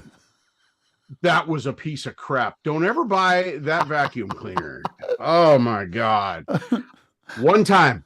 I used it one time and it would not recharge ever again. I remember watching it and going, there was just a moment I was like, what am I watching? Exactly. What is going on? But I'm watching it. Like, you know, watching it anyway. Look, at the end of the day, I would rather watch you take apart a shitty vacuum cleaner than most of the shit that's on commercial television. Thank you. I'll take that compliment and run with it. Because I mean, I can't watch television these days because it's just I don't believe anything. It's just a wank. There's no substance. There's no value. And even I if haven't you watched commercial television for probably 15 years, and I haven't watched a daily death count for 25. Daily death count, I love it. For those of you who don't know what that is, it's the news. All right, let's talk about this other show that you've had going that has kind of got off the ground, but hasn't really. Yeah. So this is a bit more serious.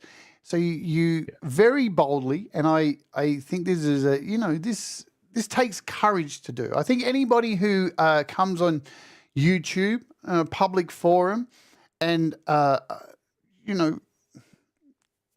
unveils themselves in such a honest and raw way is a very hard thing to do. There's not enough of it on YouTube. There's so much YouTube that is like, hi, the camera's on now and everything's amazing and look at me jump and look, I'm so energetic. And then they log off and probably beat the animals, you know. Whenever I see that kind of stuff, I think, oh man, I know in real life you are a vile human being. Sure. And I don't want to, but it's very rare that you're able to cut through and see somebody who's ready to just open up. And you've started this show called Confessions, and it's probably taken a little ways to get off the ground because it's raw.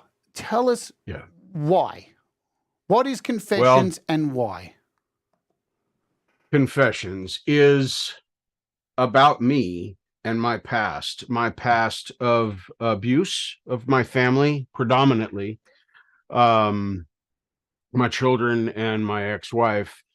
And it's one of those things that I would change if I could, but I am who I am today because of it. So I really can't say that I have regrets about it. I know that sounds really strange, but I think that because I'm going to reveal it here. I was going to reveal it on the show itself, but the reason I changed, the reason that I stopped abusing and decided to become a better human being, because I'm still an asshole. Trust me, you don't see that side of me, but it's still there. But I changed because my son, 14 years old at the time, I had him trapped in the corner of the entry into our hallway, trying to egg him into a fight, literally asking him to hit me so I'd have an excuse to hit him back. And that boy taught me how to be a man that day, because he looked me in the eye, scared to death, and said, "Oh, Dad, I won't fight you." And that broke me. That was what finally made me realize that I was doing something incredibly wrong and I had to change. So I made the decision to go to, I hate it being called anger management. Anger's an emotion. You don't manage it. You just, like any other emotion, you deal with it in a better way. Anyway, ultimately that whole row got me charged with assault 4, which is a misdemeanor in the state of Washington, because the sergeant on duty believed that I may have committed a crime and stepped over the line. I absolutely know I did, but the police weren't there to witness that. They just had statements to go off of. And I was honest with the police. I did not pull any punches. I don't lie. But that started my journey of finding it. By the time I got in front of the judge for the charges, I was already in a program learning how to change myself and become a better human being. I want to share that with people because I believe that there are others out there that might be in a position like I was. They're at that moment where maybe somebody said something and it made them think, and then they see me saying, hey, this happened, and I was able to change my life for the better, and I have a relationship with my grandkids and my children today because of it. That's why this show has come to be, and that's why the Professional Amateur is going on hold, and I'm going to focus on confessions.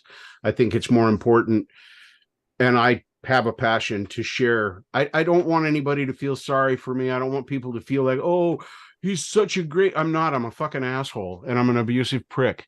I always will be. What I do now is I make different decisions with the same feelings I've always had. And I want to show people that's possible. I think it's a beautiful thing, and I can't wait to go on this journey with you and hear you say, I was an asshole. Because Fair enough. Man, that story you told there. So my dad did the exact same thing to me. Would try and goad me into punching him. Every time he caught me dressing up as a girl from the age of 5 all the way through my teens, his answer was, I'm going to punch you in the face. I'm going to hit you. I'm going to take you out the backyard and you're going to man up and you're going to fight me. And I was like, but I don't want to fight you. Like, I don't understand why you want me to fight you so hard. Unfortunately, I retaliated at 14 finally, and I punched him in the face and I smashed his front tooth out of his head. And to this very day, that tooth is still missing out of his head. And I can't look at him, even though I don't have him in my life anymore because he's such a tool and he's been unable to do what you're doing right now. He's been unable to look at himself and take accountability and change. And I've done everything I can to bend for him, and I can't bend any further, so I had to remove him from my life. But every time I think about him, I think about that missing tooth, and I think, that's not me. No. You tried to turn me into something else. And the whole time I was growing up, you tried to turn me into something else. And Something you weren't. But here we are now, back where we were at the start of this show. Mm-hmm. Right? Saying that Yep. people who get to this point in their life where they're on their deathbed and they're like, yeah, I want to... No, there's no better time than now, just like making music, than to make a difference. I commend you so much. I look forward to this actually, getting off the ground. Thank you, Jade. Because, it's so interesting to hear this, because everybody has these dark things, I guess. To me, you come across as one of the most sweetest people across YouTube. You're so sweet. It's just what it is. That part of me is genuine too, Jade. I that's know. not an act. I know. It is not an act. I know. There is. I've told many people this. There were times, because I would rage. My fits would be rage fits, and there were times.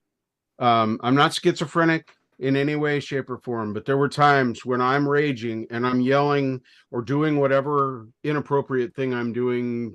Throwing the table through the window, whatever, doesn't matter. And there's that side of me, and then there's this other side. There's this me that says, dude, why are you doing that? What the fuck? Calm down. It's all right. It's no big deal. I could never get that one to the forefront once the other one came out. There's two people inside of me. And one of them I don't like, and I have to learn how to control, and the other one I don't. And that's the one you see, is that guy. That's the one I want to be. I think it's learned reactions. Like we fall into this. It's interesting, I hear the stories, right? I hear the things you've already disclosed on that show, and I still don't think you're a bad person. I still think it is just a pattern that people fall into, a holding pattern of like, that's my go-to reaction. That's my go-to reaction because I don't know any better.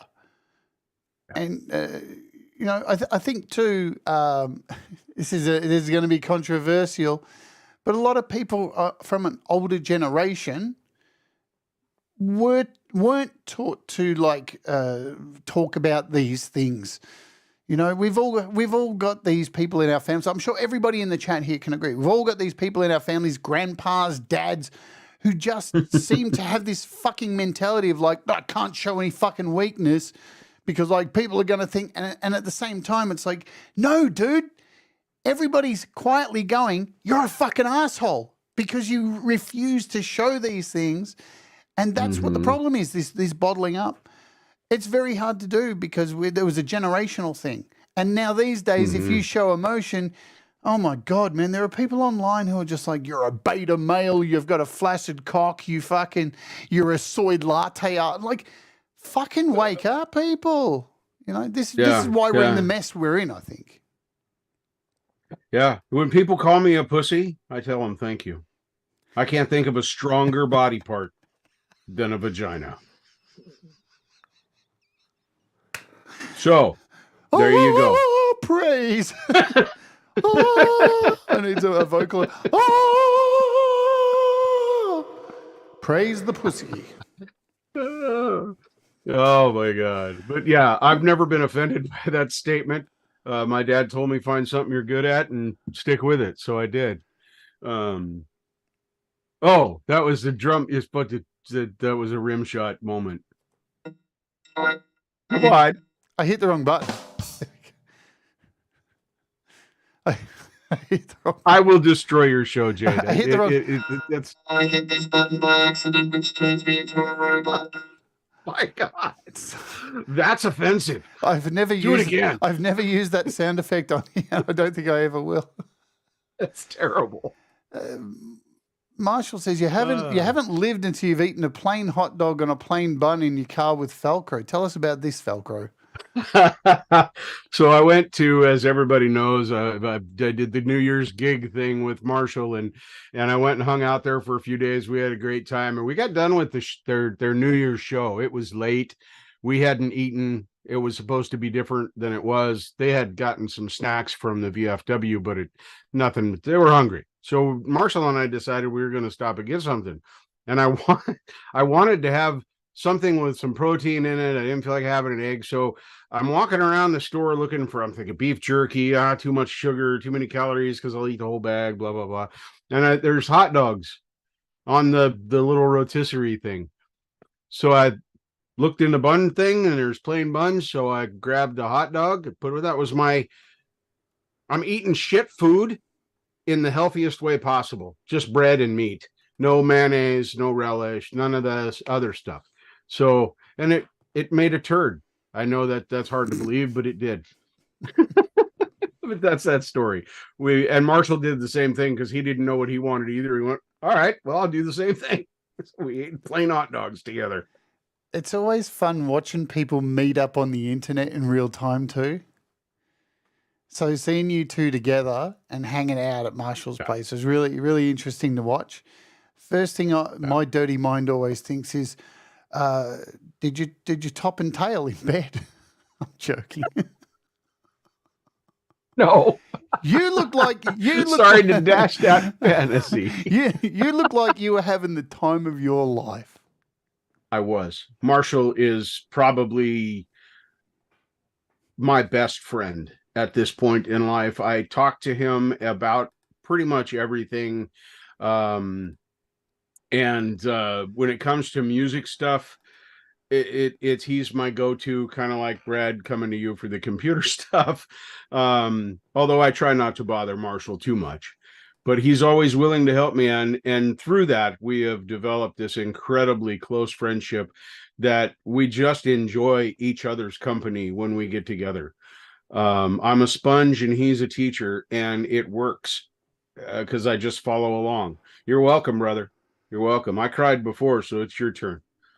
So yeah, man. He's a beautiful human being for me. Can I just say, I love a good segue. This is the last track that you've picked to play today, and guess who these guys are? This is magical segue right here. Are you ready, folks? We're going to play this and then run this show out for the day. This is Brothers on Guitar, and what I know. Boom!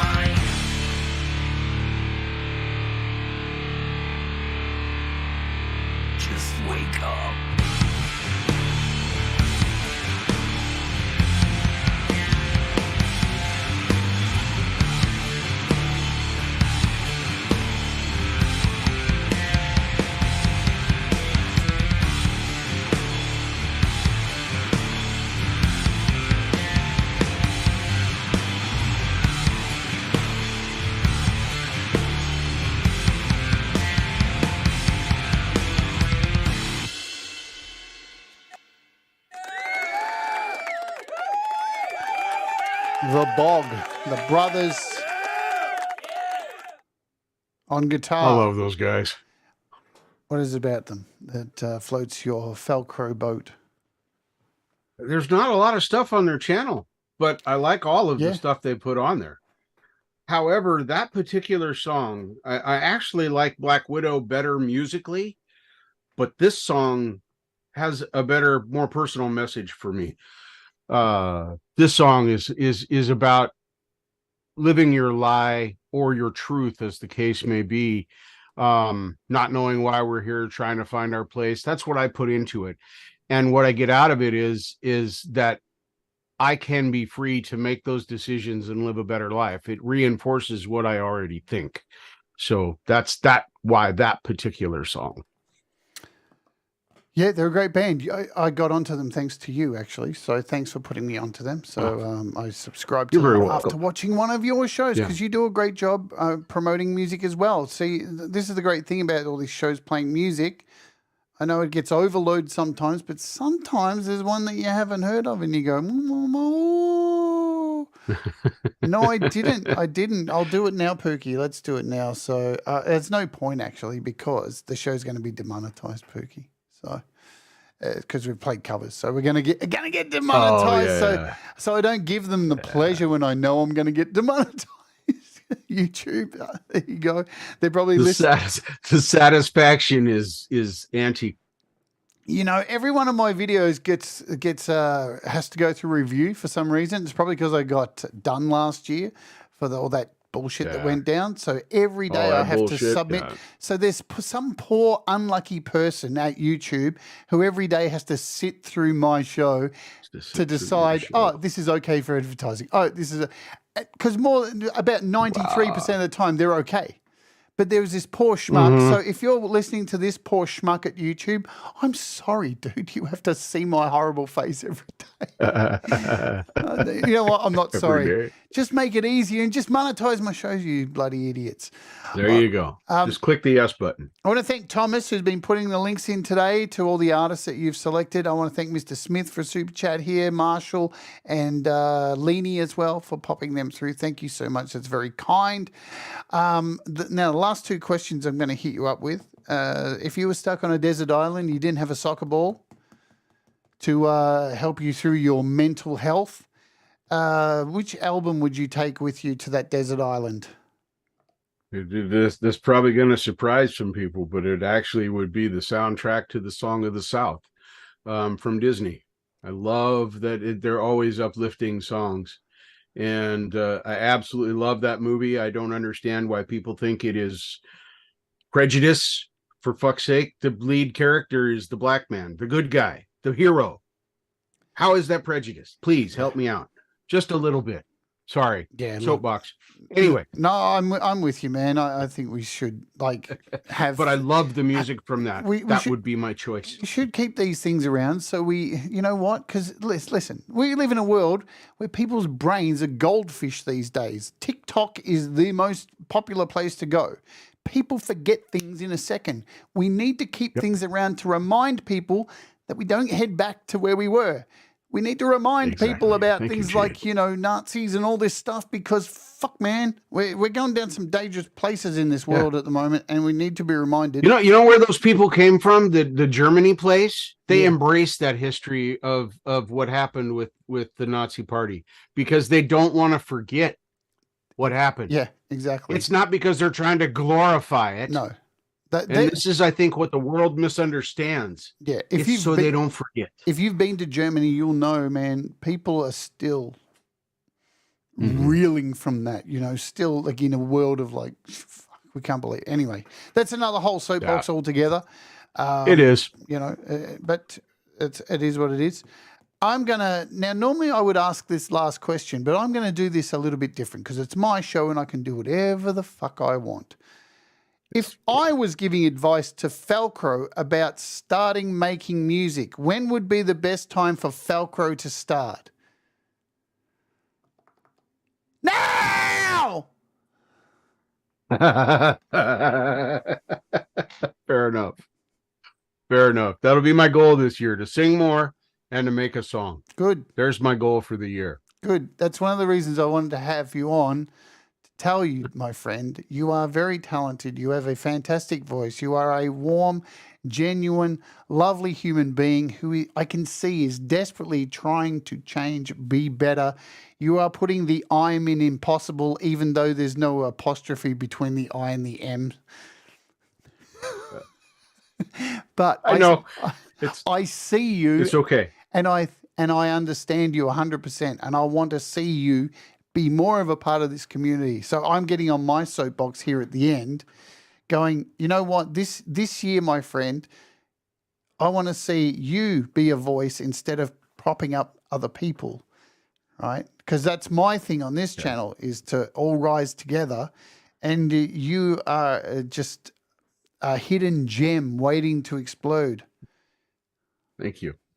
That is okay. Thank you. I hope you've all had fun here today. Everybody have fun in the chat. We've had up to like 40 odd people here, so which I knew would be the case. You know, many people love you, Falcro. So I know whenever I see you come into my chats here on this channel every day, I get super excited because, you know, I just think you're a wonderful person. Hugh says, Thank wear you. a G-string. You got to give it to me first. I want your G-string, bro. God. There you have it. Tremor Bear has put the offer up. Falcro, I need a singer. All right, Tremor. You got my email address? Yeah. Tremor, shoot him an email, get it done. Let's get this show on the road, because that is what I want to see happen. Tell him, Mr. Smith says, tell him that I insist on a collab with him, please. Man, boy. So as your manager now, I accept a 7% booking fee for all. But nothing from nothing leaves nothing. How does that song go, Rick? I love you, Jade. Entrepreneurial. No, I don't expect anything at all. You know, just the joy in seeing you make music is more than enough. You know. So now we have a special treat for you all here today, because Falcro sent me through another song which we're going to play that has him on it. Ooh, yeah. Do you want to tell us a little bit about this track that you have sent me to play to close the show today? Yes, actually I would. So it's called the Wrecked Project, WREKT, if anybody wants to look this up on my channel. It's my cover of The Wreck of the Edmund Fitzgerald, as done by Gordon Lightfoot. All of the parts were done by me. I double tracked the acoustic guitar, I did the solos for the electric guitar, and I did all the singing. Marshall, I don't understand drums. Marshall set me a 6/8 drum beat so that I could have a drum beat to use it to. But everything else was done by me. This is my first mix. Marshall encouraged me to try this and helped me through it with a lot of advice. It's not the greatest mix, but I am proud of it. And it's one of my favorite songs. I've always been a huge Gordon Lightfoot song. First song I learned on the guitar was Sundown when I was a kid. And I played many of his other songs on the piano, much to my piano teacher's cringe. But anyway, chagrin, excuse me. That's the deal. Fantabulous stuff. Thanks for all the kind words. Yeah, I knew this was going to be a great interview. I've wanted to do this with Falcro for ages, but it's got to be the right time. It just has to work. So let me do my advertising before I get out of here. What's coming up? Now, I know it's not on the channel yet, but guess what, folks? Tomorrow's Walk With Me is almost ready to go. I'll be finishing editing it today. Let's give you a sneak peek of what's going on over there on Walk With Me. Tomorrow, introduced down a reception. I went to a prison. And the cops would stand around him in a circle and bash them, hit them with their fists, with batons. And it was just a thing that happened here in H Division. I went to the Pentridge prison, which is no longer in operation. It closed in 1997, to see some of the most disturbing shit I've seen and smelt. Let me tell you. Look at that, man. Black power. Short too. Australia's now this history of jails. This prison was actually designed back in 1850. and only closed in 1997. And H Block, where I went, let's get away from there. H Block, where I went to, was one of the most vile parts of the prison, where they hung people over a banister, hung them to death, they tortured them, waterboarded them. Even at one point, well, for a long time, they used to put them in a room and make them break up rocks with rocks, and break up all these bluestone rocks into tiny little rocks, and then they have to put them in a tray and ship them back through a wall. And all these years, they never used the rocks for anything. They just put them in the bin. I just put them in. Total torture. Total absolute. So I'm excited for this. It's a big one. Now, let me tell you, I went to 2 places, and I shot 2 hours worth of footage, and I've done my best to edit it down. It's a long one tomorrow. It's going to be about an hour and 20 minutes. So hopefully you've got the attention span to come and watch. But trust me, it is. Whoa, there's some darkness going on. So that's happening. That's happening tomorrow here on the channel. Also on Saturday, US and UK time, will be the opening hour. And it's a little bit different this week because I've recorded my live performance outside at a lake. So it'll be a premiere. Please come along and support the show. I won't be live. I need a day off. I've decided I need a day off. I'm having a mental breakdown, so I need a day off. So that is happening here on the channel. And then I think on Monday, or Sunday for you guys, the rant is back, and we're going to be talking about gear acquisition syndrome. I have that. Wait. Do you need all the things to make the music? Yes, I do. No, you don't. You absolutely don't. It's in here, my friends. It's in here. It's all in there. All right, let's get out of here. Let's play this wonderful track. So this is the Wrecked Project. This is a Falcro, my friends. Thank you so much, Falcro, for coming on and sharing who you are. Thank you for having me. I barely scratched the surface. Folks, make sure you go over, subscribe to Falcro's channel, go watch his shows. You know, make sure you get notifications so you can check him out. He's always a good value proposition. That sounds so weird. What I said. Valued proposition. And I want to thank you all in the chat for hanging out today also, and for the kind super chats and stuff that you have sent. Anything you would like to say before we say goodbye? I love you all. Perfect. That's it. All righty. Do the things that make you happy. Mistakes make you better, and we'll all rise together. Let's get out of here. We'll play this. Please stay on the line, Falcro, so I can say goodbye to you off the air. Let's do this thing. Boom. Soj.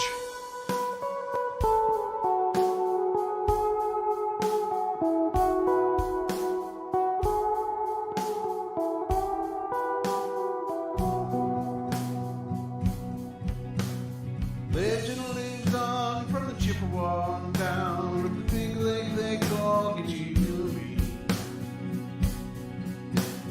Lake it is said never gives up her dead when the skies of November turn blue.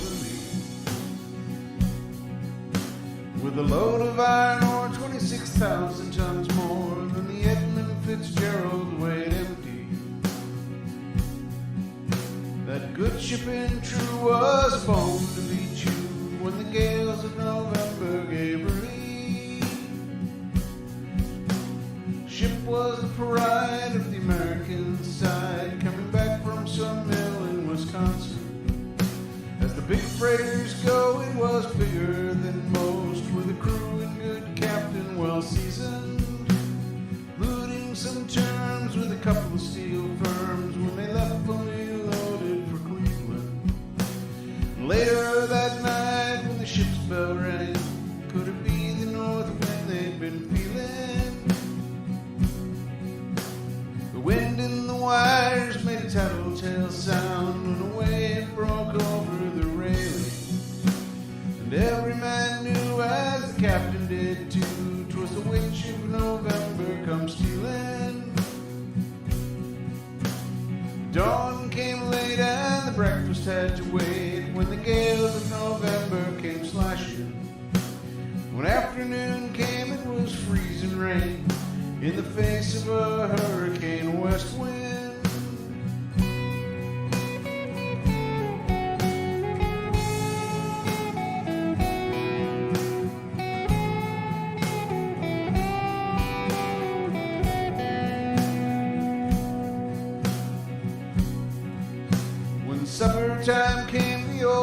came on deck, saying, fellas, it's too rough to feed ya.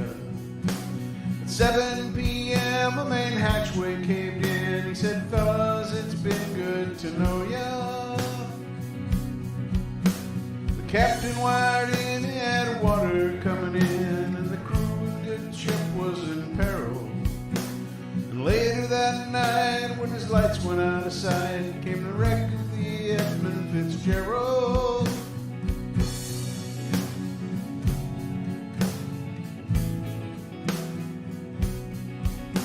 Does anyone know where the love of God goes when the waves turn the minutes to hours? The searchers all say they'd have made Whitefish Bay if they'd put 15 more miles behind her. They might have split up or they might have capsized. They may have broke deep and took water. And all that remains is the faces and the names of the wives and the sons and the daughters.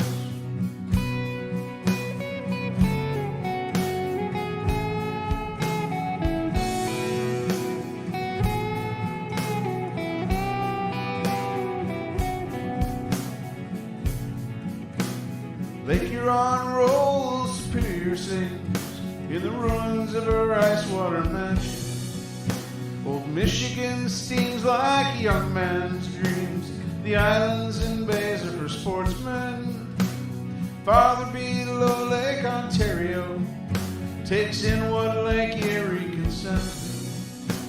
The iron boats go as the mariners all know, with the gales of November remembered.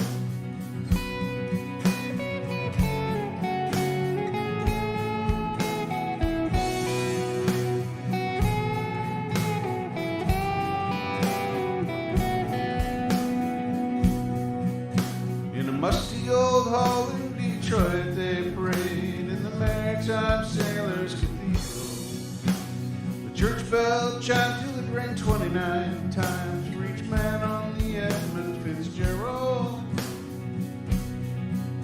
The legend lives on from the Chippewa on down of the big lake they call Chidoulee. Superior, they said, never gives up dead when the gales of November come relief.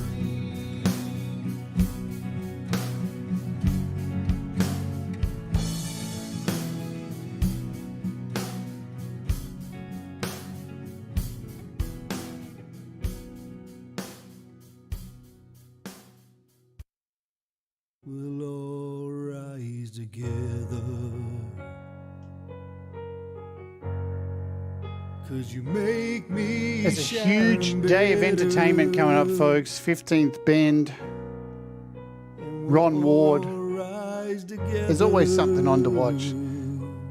So make sure you go and give them some love as well. Thanks, Richard. Love you lots, Richard. Thank you all for being here. Let's Oj.